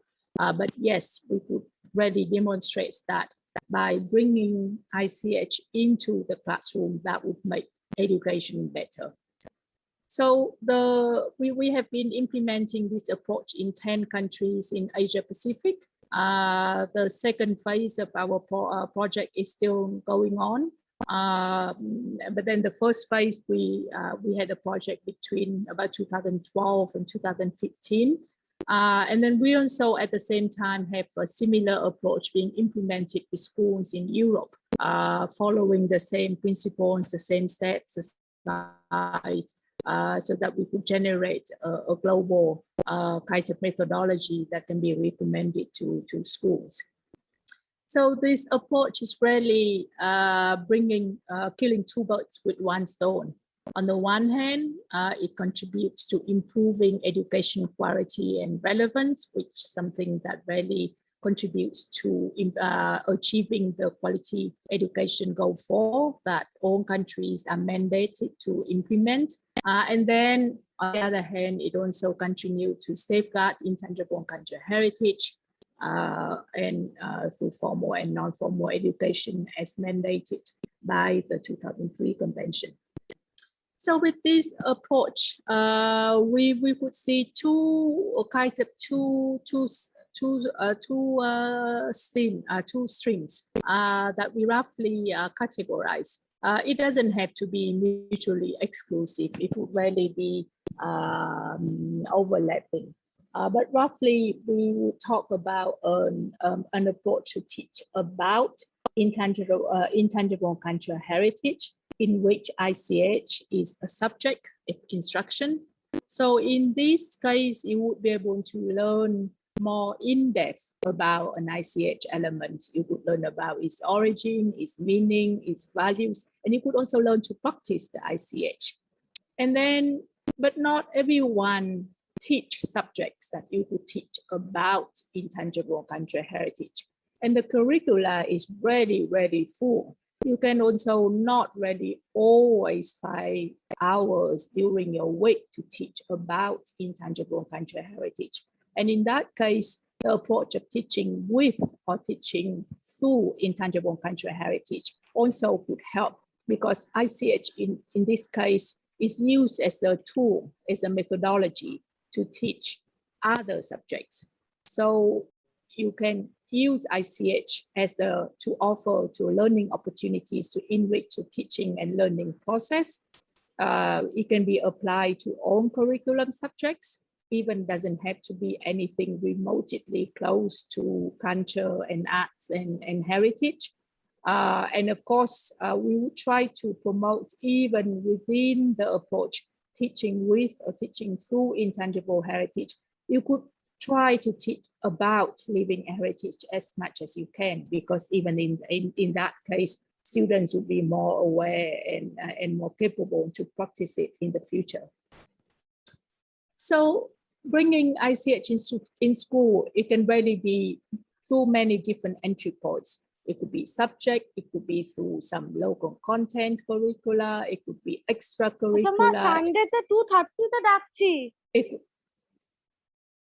It could be through field event, it could be through whole school project. Sometimes you have the big whole school celebration of some sort. This is really an excellent place to bring ICH in.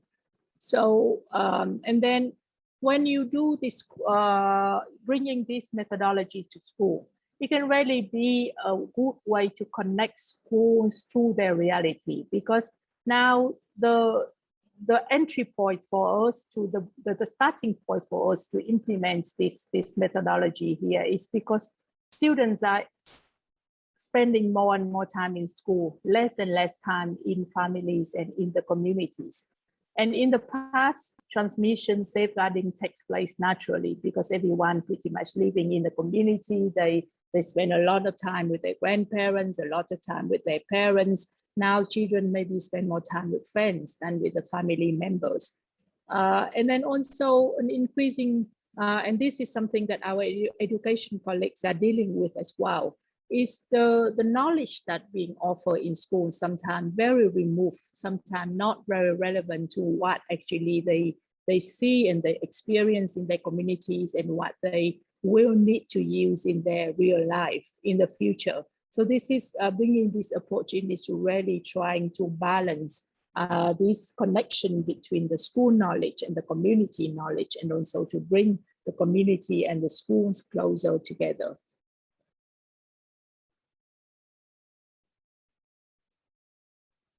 So this is the survey that our office did together with HKICON in 2019, and just show you the real life situation, and also meaning to say that this approach is not new.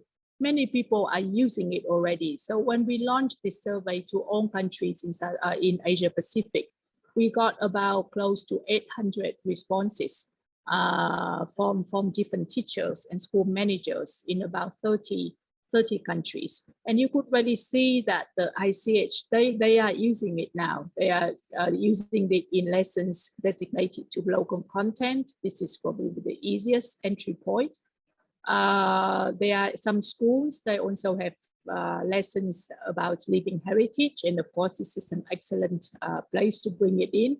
But then many teachers use that in subjects not related to culture or heritage, such as social studies, mathematics, physics, biology. And of course, extracurricular activities are a very, very important entry point. And then very few people said, I don't know, or there are no entry points. So even from teachers who probably do not really have any training on ICH, do not really have lengthy workshops on ICH, they really also see that the relevance and the importance of this in making their classes more interesting. So here, just to show you a little more information from that survey. So 30% of the teachers who responded to our survey integrated ICH in the scientific subjects, something that you normally think that what I can do with culture, right? But they are something that you can. And of course, extracurricular is important, and especially in these special days in the community, festival and celebration, year-end school or different school projects. And then here you will see when we ask them what kind of ICH that they are using in their schools, in their classrooms, and you could see that performing arts and festivals are something that are quite popular to bring into school. Is very visual, is very real, is something that's celebrated anyway. So that is something that that many people use as the entry point. And then when we ask the teachers and we ask the school managers on whether they think that bringing ICH into schools are beneficial, and many of them would say yes. Most of them would say yes. It both yes for students, yes for teachers, and yes for safeguarding living heritage. None of them said it's not beneficial. So yes, I think we put confidence that if we as culture stakeholders continue to work with our education stakeholders, then I think that would really be a beneficial, mutually beneficial. So here are just some of the examples of classes that came out from our previous pilots. We are still in the process of developing the lessons plans and case studies for our second pilot. So I hope that we will be able to share later. But for example, in Uzbekistan, they dedicated specific music classes for folk songs. So they go through the process of analyzing the lyrics of the songs. So it's ready to highlight the values of these folk songs. And also you could use that to highlight the values of ICH in general. It provides awareness of the zodiac year concepts and associated rituals that where these songs are sung. And then it also bring in the transmission aspect, because all the students are learning how to sing, and hopefully they can continue to practice singing when they are at home or with their friends and so on. Or again in Uzbekistan, we see in physical education, instead of using more modern contemporary type of sports, you use traditional sports. So you could at the same time learn about your own culture, learn about your own tradition, and still maintaining, still achieving the educational purposes of this subject, which is to improve their physical strength, to develop a sense of teamwork and dexterity, but at the same time you can feel that you are belonging to a community as well. And in Palau, for example, the tradition and of respect toward community members, they use that to teach about other things, like teach about the security on the road and how you respect others, so on and so forth. And here in this math class, for example, you use the tribal embroideries. You could use also architecture, for example, traditional houses to teach geometry. So you could learn about all these mathematical concepts like line segment, angle, circle, squares, rectangle, triangle. You can learn how to measure things, you calculate the areas and all these things. But at the same time, you could improve your knowledge about these certain cultural aspects.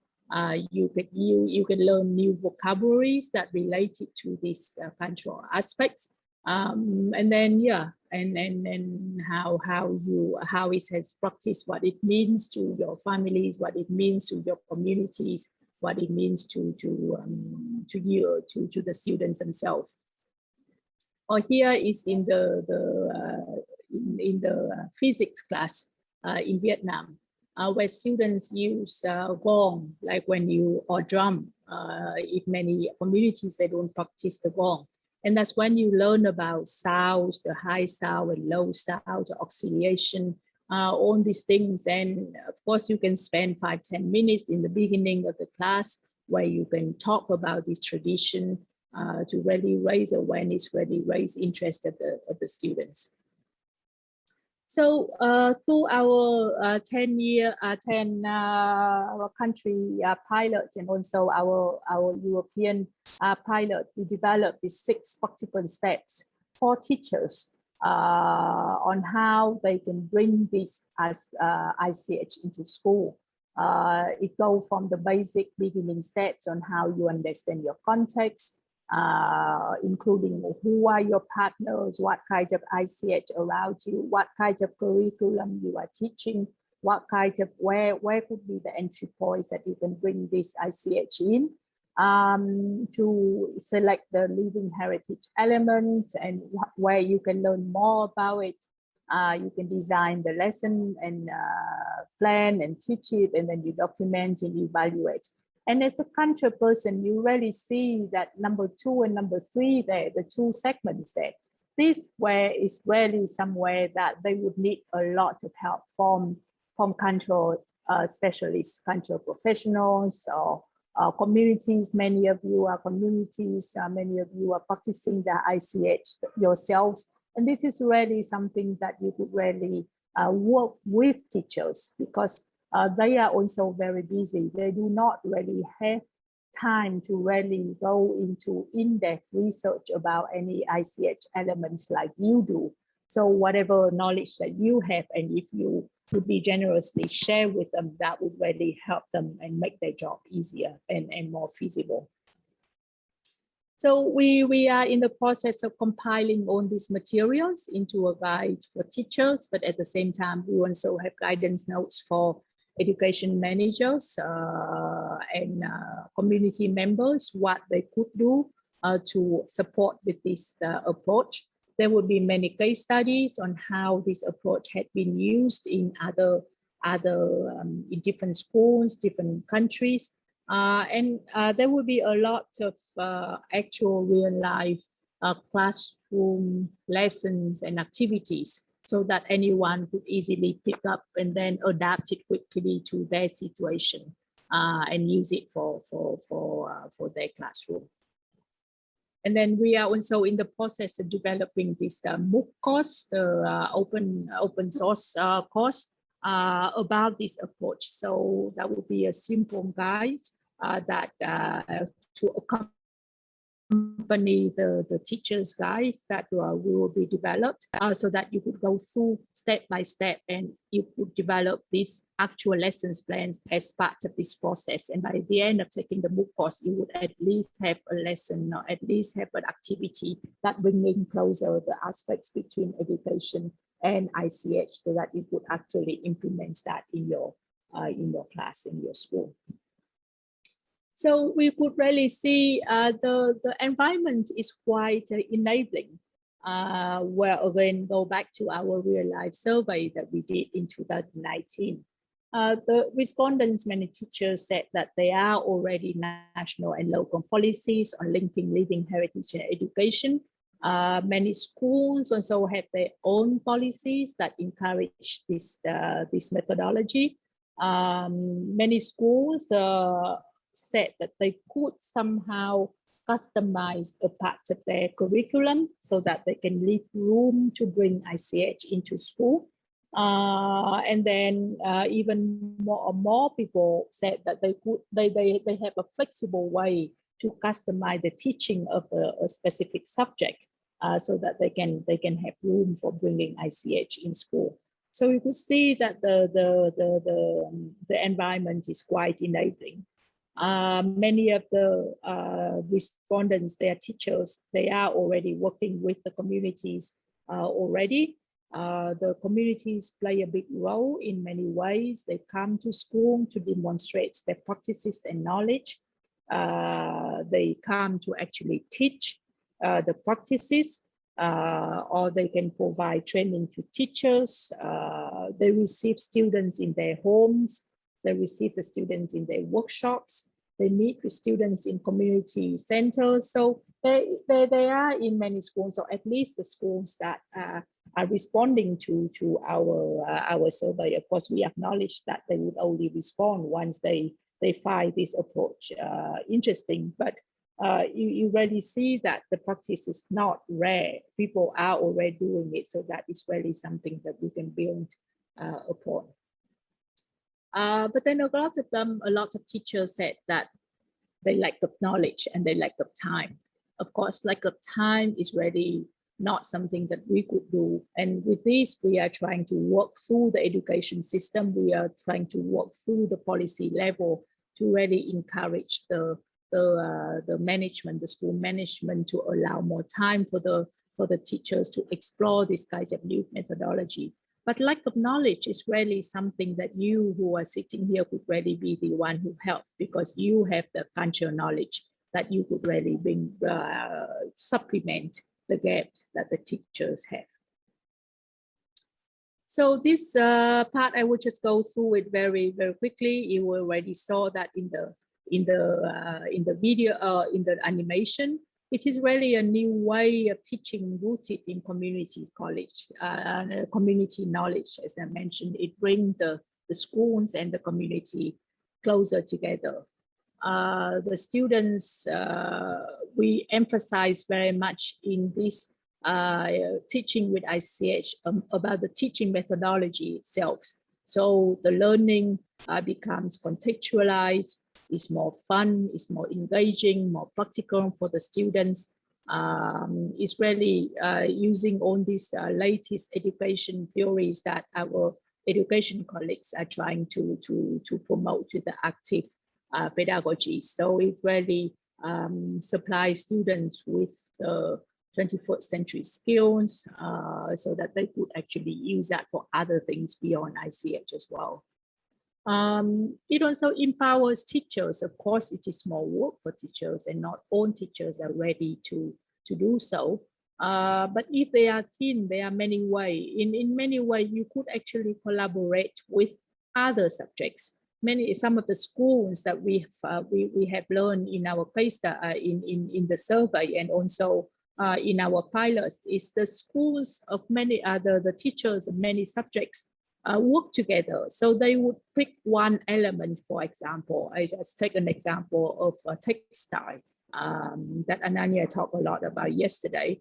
So many teachers could teach about that, right? If you talk about home economy, you could teach about on this economics aspect, how you sell, how you buy, where the supplies come from, where you sell it to. If you are a chemistry teacher, you could talk about on this color combination, where the color comes from, and so on and so forth. So it's really a way to bring different teachers together. So and that is also, if you could encourage this approach by bringing different teachers teaching different subjects together, students will be able to learn about ICH in a more holistic manner, because no matter how much you could do integrating in one subject in math or physics, it would not really be able to give the teacher, the students a holistic viewpoint. And then it helps the students to explore their identity, because they learn a lot about their community, their own culture and heritage. And once they know who they are, what their position is in the world, they would feel more confidence. And then we talk about the connection between ICH and other aspects of sustainable development, such as environment, such as health. And then once they learn about their ICH, and they can use their ICH to resolve, to provide local solutions to many of the problems that the communities are facing. This one is really a big aspect of this approach that we are trying to promote, is to really create the bridges between students, schools, and homes, and strengthen intergenerational communication. So in most of the pilots, in most of the classes that have been implemented in our pilots, communities are being brought to school, or sometimes students go and visit the communities. In Thailand, for example, there was a classroom, the class that they bring the students from the city to just to a nearby village, but then there would be the whole different culture that the students in the city often experience. So that could really also promote their appreciation for diversity, to foster inclusion and tolerance, and for intercultural dialogues. And if you use this methodology in classes that we have many multi-ethnic, or even in some countries, there are many migrants from other countries as well. And that is also really a helpful way for them to bring their own heritage to share with others, to promote intercultural dialogues. And of course, yeah, and this is going back to our key goal of why we are implementing this approach, is to safeguard ICH. Of course, it is great that we can help our education sector to improve their quality, improve their methodology, to build the confidence of their students, and so on and so forth. But then for us, what is really key to our mandate is to safeguard ICH. So it, like I said, the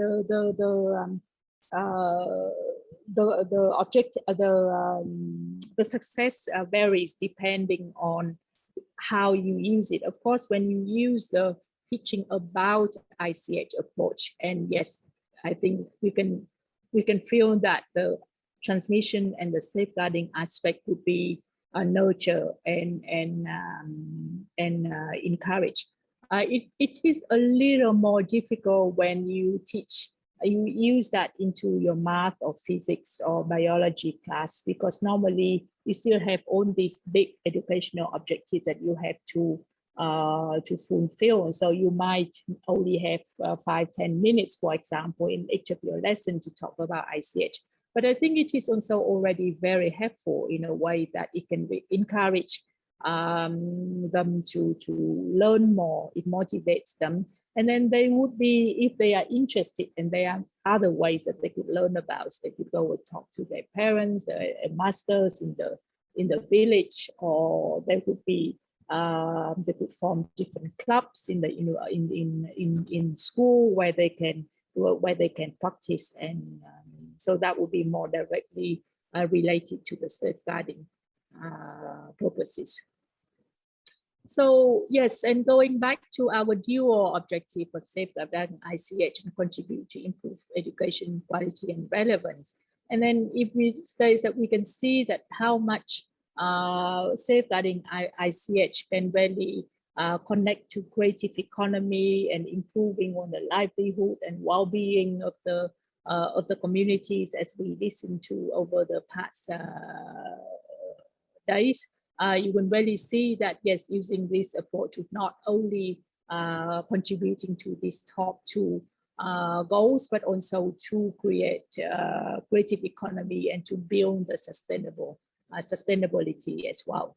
And the reason I also mentioned sustainability here, and the reason we emphasize so much on partnering with the education sector, was because they are the one who going to be there and who going to be educating one generation of students to the next. Because no matter how much we are trying to do as non-education sector, you could build a project, you could really work on that very, very passionately for like 2 years, 5 years. And then after that, when you move on, and if it's not being hanged into an existing system like our education system, things would probably go back to normal. What would be happening to the generation below the generation that you have been passionately trying to raise awareness and educate for? And so that's why we also think that to really building direct partnerships with the education sector is really a key role for us if we want to safeguard our ICH. Okay, so that is the example that I talk about for formal education, but formal education is not really the only way, right? In the convention is said about formal education and non-formal education. So what if you could, maybe I just throw this question back at you, and if you could think a little bit about your own context, where you come from, your town, your city, your village, what kind of other education channels that you think you would like to consider, who you think could be an ally with you in your mission of safeguarding ICH?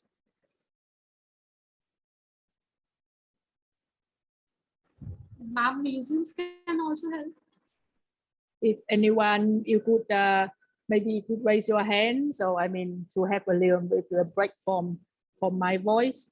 I saw a few. Let me quickly look at the few questions up there. Is there any question up there that we already? I saw one question quickly about museum. Certainly, museum is a very important role, because museum, as in the kind of contemporary modern concept of the museum, is not really where you keep on these different objects and artifacts and things, but it has a very strong educational objective as well. Museum now has very strong education mandates. Many museums have the educational programs. So certainly, yes, working with museums are a very important aspect. Local museums are important as well. Prabin, I see you raise your hand. Could you please unmute? Good afternoon, ma'am. Good afternoon. Thank you for a lovely presentation. Regarding the questions, I just like to share what's happening in Nepal at present. Regarding this ICH, now the municipality is coordinating with the educational department of the country and making it compulsory for the students from lower grade students to learn the local languages. And while I went through all those textbooks, I found that there are lots of information regarding the intangible heritage, like festivals and other cultures that even I am not aware of. So coordinating with the local municipalities and making the importance of the local languages and local institution is one of the key success for the conservation of intangible heritage. That's what I feel. Thank you. Yes, I think definitely. Like in many cases, until you get it in a policy, it is hard for it to continue, because if we work with one teacher or two teachers, and it is all depending on the enthusiasm of that teacher. If they are interested, they can help you, they can work with you, but then if they are not interested, and it's not possible. So yes, to get into the policy is very important. And my colleagues in Kathmandu office, we are working together with us in these pilots. They have been very successful in integrating that into the local government of Bhagnapur, I believe. So the mayor is very keen. They came to our meetings, they expressed his interests, and so until we have a mayor like that, I think it is very important. Or like our work here in Thailand, we work with the Chiang Mai municipality. And so I think that is also a good connection to build, good bridge to build, to work with the local government, even though they are not directly an educator, but once they issue a policy, that would be very helpful for you. Other education, do you, okay, yeah, please, Rashwal. Yes, ma'am. Actually, I had put my question on inbox, but I will read it out. Yeah, please. Yeah. Since Nepal is practicing now the federalism, and in this part, the local governments have been given constitutional power to adopt local culture, local like ICS can be adopted in the educational system. The example in our own, my own local government, Bhaktapur municipality, our municipality have adopted intangible cultural heritage. Several element of ICS have been taken as a curriculum in basic level education. But the problem is they are not ready to introduce this education by the through the local language. Since it has been adopted as culture, and ICS element is adopted in local curriculum as an educational part, but the language for that particular education is again the foreign language. That means Nepali language. That is not local language. Our local language is Nepal Bhasha, but it is not Nepali language. It is different with the Nepali language. So my question is, how do you consider educating ICS without local language? So this it has two sides. One side is educating local students in the school. It is one part, and another part is educating non-native language school, students, local ICS. So it has both part. But how do you consider? That is my question. Thank you.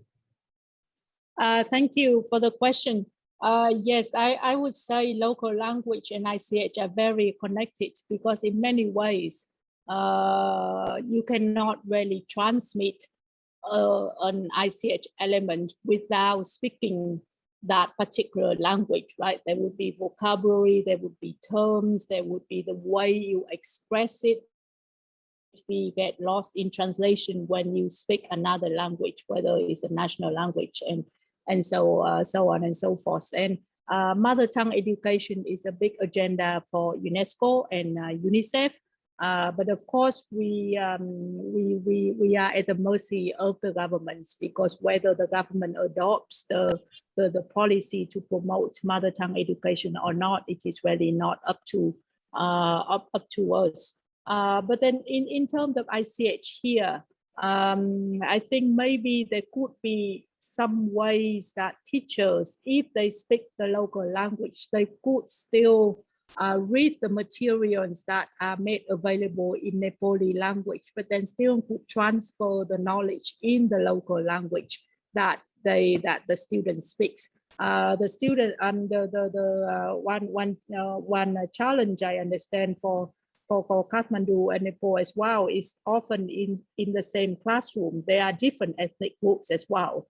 Right, there might be different students coming from different groups. They speak different dialects. So in that sense, the teacher also play a very important role in trying to keep the balance among the different groups, so that they can feel that they are in an inclusive environment, that not one language or not one ICH is being prioritized over others. And in that case, many times the teachers can really give assignment to the students. For example, when we talk about using the ICH, we do not necessarily mean that you have to use the ICH that have been already inventory. It doesn't have to be ICH that had been in this list or that list. But a lot of time you could give the students an assignment to, okay, go and talk to your grandparents about a festival that you celebrate or ritual or whatever the topic, and you come back and you report it in your to other classmates about what you do in that certain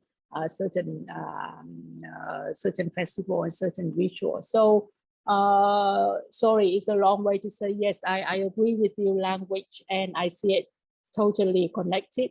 But then in this, to be realistic, in this certain condition, it doesn't happen everywhere, and it would be really up for the teachers and up to also you as culture expert to find the most flexible way to continue to engage with the students, to transmit these ideas without making them feel anyone feeling exclusive. I hope that responds to your question.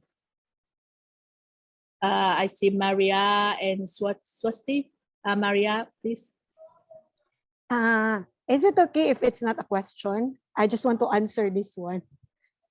What are the educational channels that we can consider?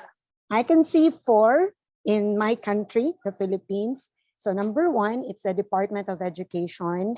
So here in the Philippines, I don't live in the capital, so that means I don't speak Filipino every day. But I know how to speak it because I studied it in school. But here I speak Cebuano. So for those, because we have around 130 or more languages, so for those who live outside our capital, our mother tongue is different. And then there's a law that was being passed that there should be MTB, or the mother tongue based education. And we're doing that. And when I hear my students with that lesson, they're really struggling, but I like it because they're young, they can still get it. So that's number 1, incorporated in the school. Number 2, I am a tour guide by profession, except this pandemic. So because of that, our Department of Tourism has been giving a lot of seminars, workshops like this. And one of those is like a culture-based leadership, wherein we tackled every domain that we have, so that as a tour guide, it will be incorporated to the story that we will tell. Along with that, there is that interpretive guiding, like what's in the community that you can tell that, you know, by telling this story, somehow everybody will be aware, and, you know, they will have the guts to preserve it, to protect it. So that's number 2. Number 3, right now, I am a cultural mapping facilitator. So in the Philippines, we have our local government units are supposed to have a cultural profile. So that's why they need cultural mapping facilitators, because it is them, the community, who should write their cultural profile and not us. So we are there to guide them. Now, this is how to do it. And then yes, go collect the data in your community. List everything that you have there in the community. So that one. And then, of course, lastly, this is from National Commission for Culture and the Arts plus Department of Education. So they merge so that they can come up with this program that has been running for 3 years. but since we are in a pandemic, they did it online. It's called Mga Durungawan sa Kulturang Pilipino, Windows of Filipino Culture. So they have organized 10 like this. So every week they have like 3 days of this workshop. And then they divided the Philippines into regions so that it can be localized to what stories do they have, what food do they have, what games do they have, so that the teachers, about 500 teachers joined every time, will be able to incorporate all of those in their teaching, whether it's math, the one that you've shared. So it all goes, when you were sharing, it all goes back to me. Oh, I've been joining these webinars, and yes, we are not yet there, but I guess we are on step 1 already. So thank you very much. Thank you. Yeah, no, I think the Philippines are always having very good example. I'm actually gonna mention the next one is the School of Living Traditions. Actually, that is a very, very important channel for non-formal education. That you continue to educate about the younger generation about culture. Thank you very much for your sharing, Maria. Swasti, please. Hello, Dr. Han. I just wanted to share, I'm a museologist, I teach museum studies, so I just wanted to share some, since the question asked what are education channels that we can consider, and share the experience of a museum, a community museum here in Kathmandu.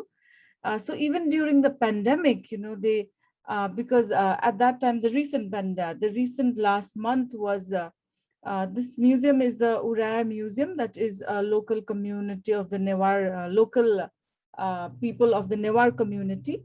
And they are Buddhist followers. So they had a month-long festival.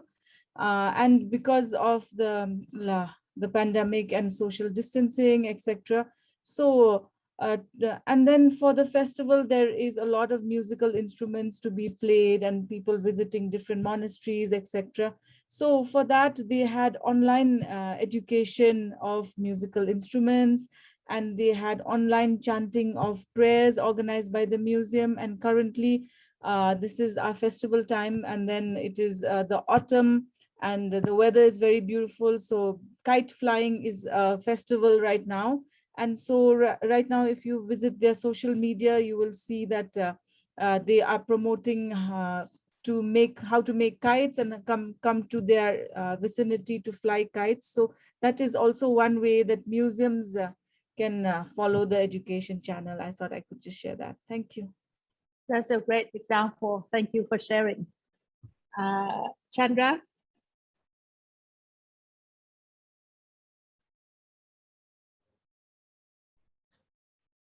Thank you for the presentation.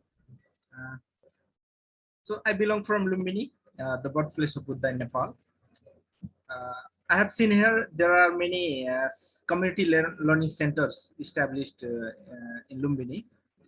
So I'm just wondering if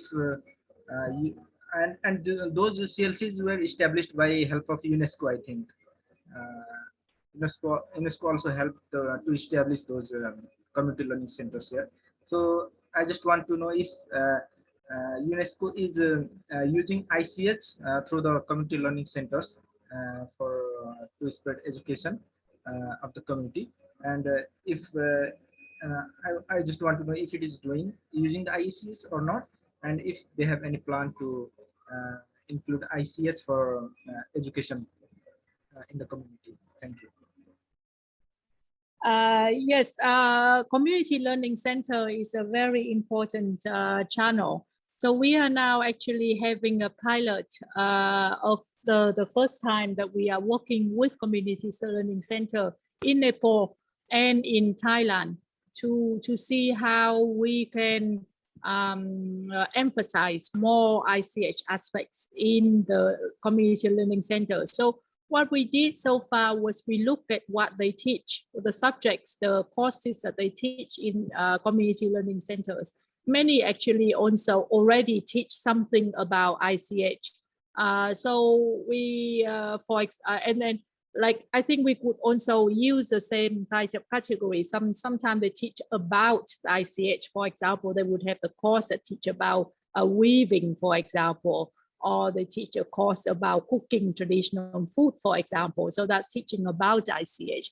And then they also have other courses that they teach that we could maybe further strengthen the ICH elements in. For example, if they teach about agriculture, we could we are now in the process of working on training courses with community learning facilitators, center facilitators, on how they can emphasize these ICH elements. For example, if they teach a course about agriculture, we could encourage them to explore other forms of local agricultural practices, local knowledge related to agriculture that they can teach in their course. Or if they teach about fishing, for example, we could encourage them to learn more about from the local communities about the indigenous knowledge that had been used for local for fishing in the past, so that they can apply it to their courses. So the process is still quite new. We only start, but I would encourage you that you keep in touch with our Kathmandu office, because that is one of our pilot countries. So hopefully that we could get something to share toward the early of next year, that it could be applied to other community centers. But yes, definitely community center is a very important channel that promotes formal education that we would like to work on. Thank you for the question. So here, let me just, I have a few more slides that I would just like to share, but thank you very much for those who have been sharing. But let you could see in this, here, we talk about community centers, we talk about museums, we talk about higher education. This is a lot of that is beyond our control, but many universities actually teach certain ICH elements, practicing performing arts, music, traditional dance, dancing, singing, instruments, that we hope that more and more would also focus on that. Here's vocational centers, vocational and technical colleges are also very important areas that we hope that they are teaching many skills, right? Electrician or car fixing and that kind of things. But many, we have seen many vocational centers also teach different types of traditional practices that later can be used as a way to get jobs, seek employment, learn more livelihood. So we do hope that they can also collaborate with us. And different cultural institutions, temples, pagodas, many of them can be very, very important in the educational channel. That if we collaborate with them, that I think we could come up with interesting programs. So here I just give you a few more examples on how education, we look at how education, a culture can help education to achieve the target 4.7, intercultural dialogues and cultural diversity. But then we could help education sector in other to achieve other targets as well. So for example, the target 4.2 on early childhood. And for example, one of the program that we implemented in Nicaragua is to collect the traditional knowledge of the Mayangna indigenous people in a biosphere reserve in Nicaragua about fish and turtle, and use that as materials for preschool.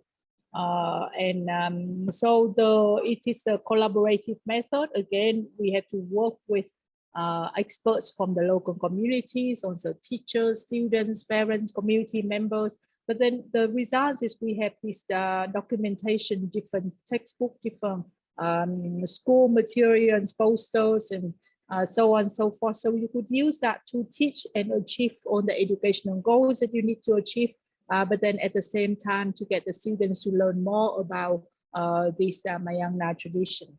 And I just take this opportunity to share with you one of the programs under UNESCO is called Links Local and Indigenous Knowledge Systems. If you search, you just type that and search that on Google with UNESCO, you will see the website. So it depends very much on indigenous knowledge and local knowledge, which is an integrated aspect of culture, ICH, right? But then actually this program is linked to our natural science sector. So you can really see that culture can have a very important role as a cross-cutting issue. It can work with education, it can work with science, it can work with many subjects. So I just pointed out so in case you wanted to have a look, because they actually documented many interesting practices that can be used in school. For example, they also documented the practices of the canoeing in the Pacific. So now the schools in the Pacific also uses We Are the Canoe People textbook to use in their school.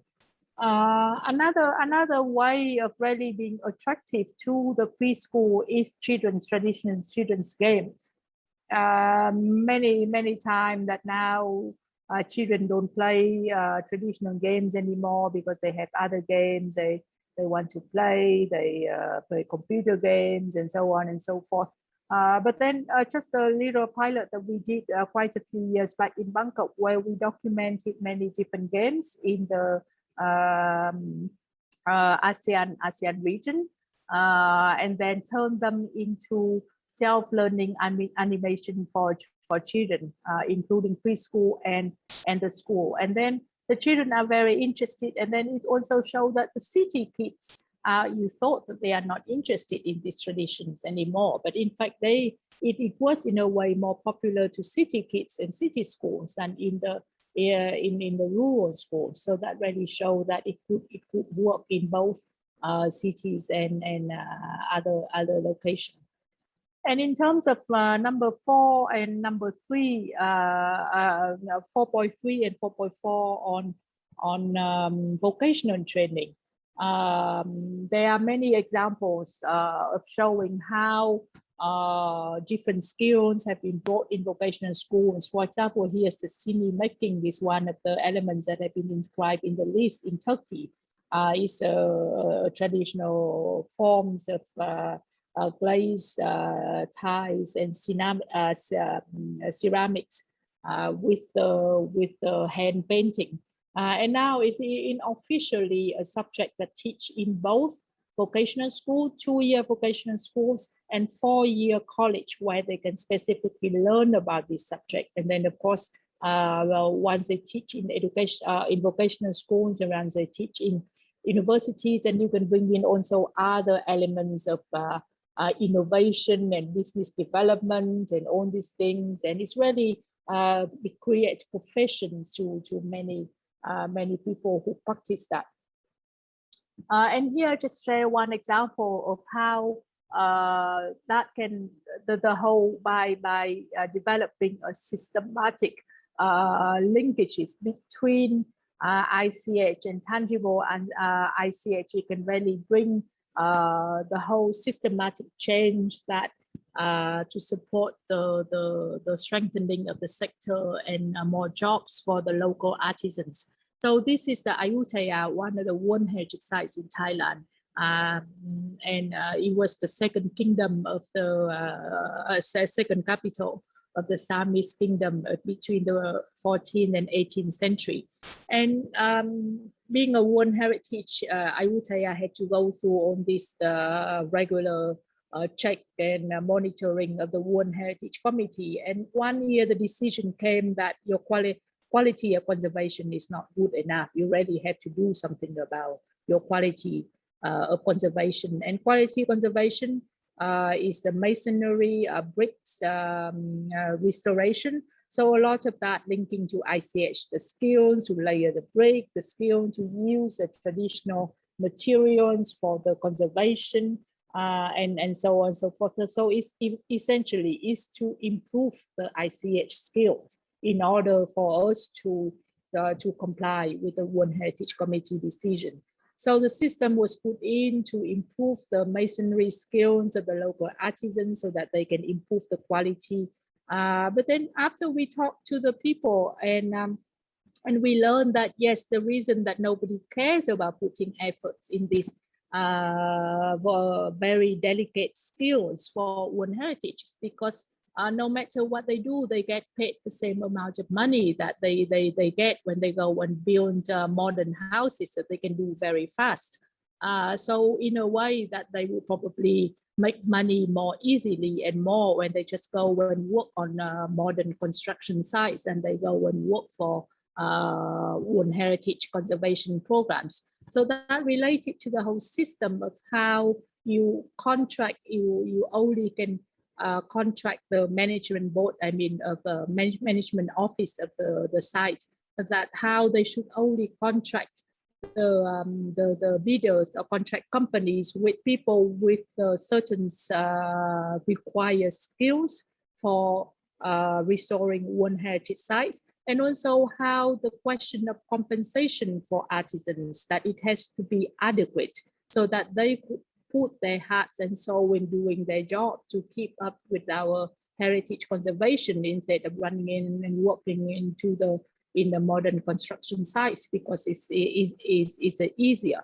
And then that was so linked to the issue of how you integrate this course of improving the masonry skills in vocational systems so that people can do not only depend on one or two old person who do not know when they might pass away, but then they can really have this proper system that where they can get their proper skills, they can get compensated fairly, and they can get job in an integrated manner. And that requires a strong partnership between the Ministry of Culture as well as Ministry of Labor.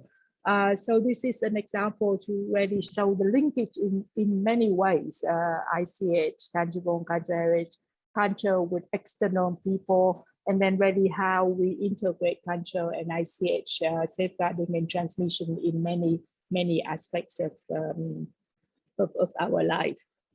And then in under 4.6, it is a little project that our World Bank colleagues implemented in Yemen quite a few years back.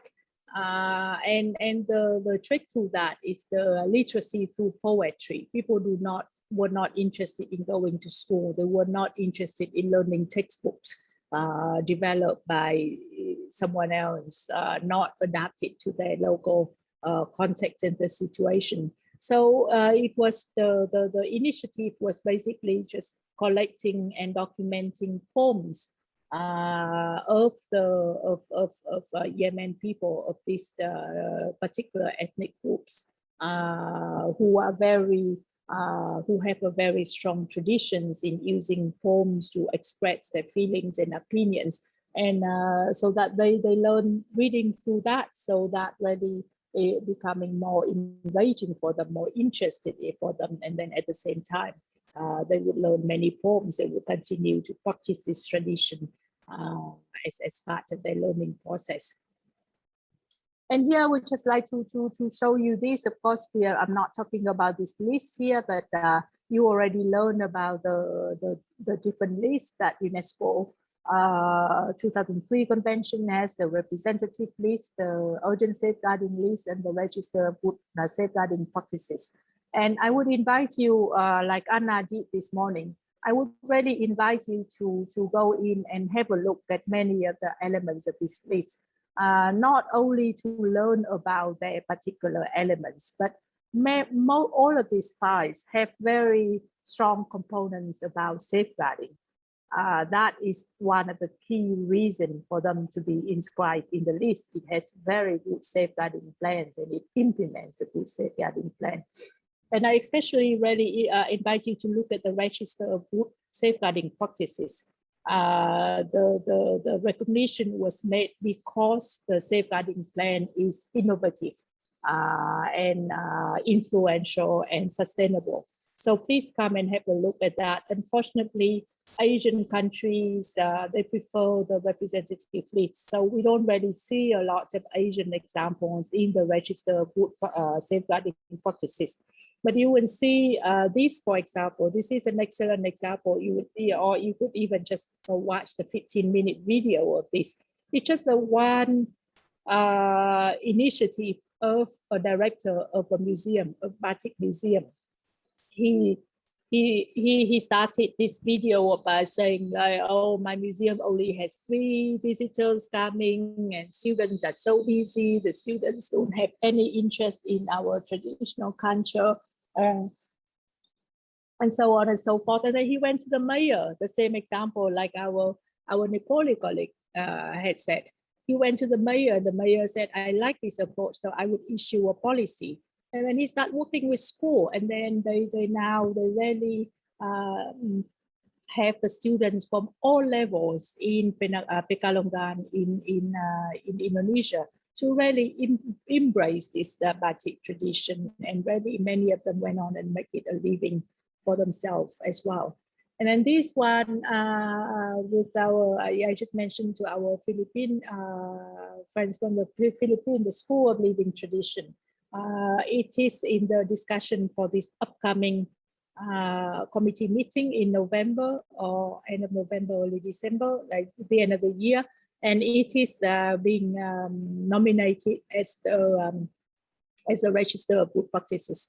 And on the right, you could search. There is the publication. This is a different publication that they develop for different ICH elements of different School of Living Traditions, so that the people in the school can use that for with the children in the community. And schools here is not a formal education. This is a non-formal education school that the Philippine also NCCA, National Culture and the Arts, National Council for Culture and the Arts promotes.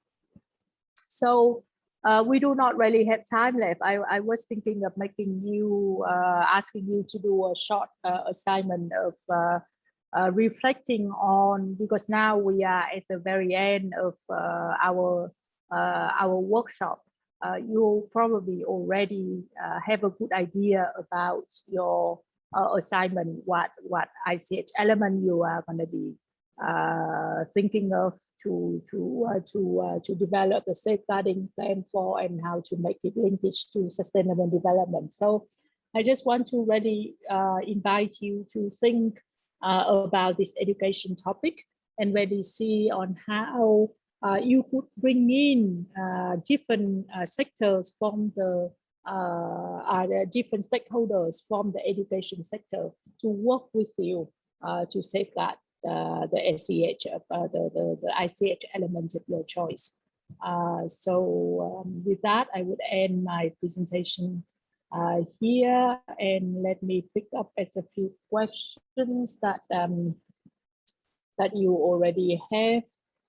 And then perhaps if Bobby is okay with that, we could just open the floor in case someone have question.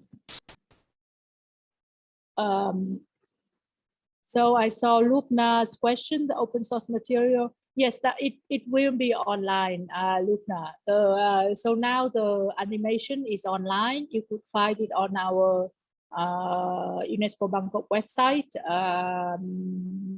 and then also our field offices where we have the local language like Russian, Nepali, so you could have access. And once we have the guide, and once we have the MOOC course, we will also have the material there. Oh, and then another source I would like to maybe highlight as well, if you go to the 2003 convention website, there is a new function called clearinghouse. So clearinghouse is where all the materials related to ICH and education are being kept there. So you will see a guideline, you will see videos, you will see even different lessons plans that have been developed So by all means, go and have a look at that clearinghouse. It's a new work, but it will continuously be input with new materials. So keep an eye on that. So can we also help community in making their own education channels to transmit education? That's a question from Kajal. Yes, of course. I mean, I don't see why not. But to set up an education channel is also a lot of work. And once you set up something, you also have the obligation to maintain it.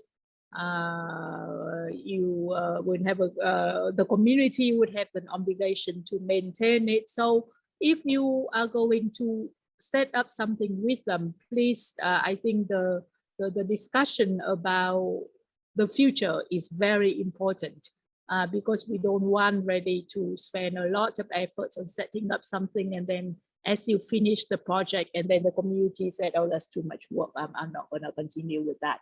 So yes, the short answer is yes, by all means, please do, but just think about the question of sustainability. And at the same time, of course, we have many other existing education channels that we could collaborate with as well. And once you get them on board and once you leave, then it is their mandate, because they are mandated for their jobs, right, to continue to do their work. So so I think that could also be a good way for collaboration as well. So I don't know whether other colleagues, do you have other questions? Thank you, Bravi, for sharing the clearinghouse. Yeah, I would also like to point out that in the workshop booklet that we have circulated, there are the other links also, including the survey that Dr. Han just spoke about. So that would be really nice if you just went through the workshop booklet, and all the resources are there. Yeah. Yes. And then if, yeah, I would be happy to continue discussion. And actually for the MOOC course, it's a primary, we want to primarily target teachers. But then I would let you know once I would ask maybe through Barbie, once the course is being put up online, and we would perhaps having cohorts to go through, even though it's supposed to be a MOOC, that you could already have it at their own time.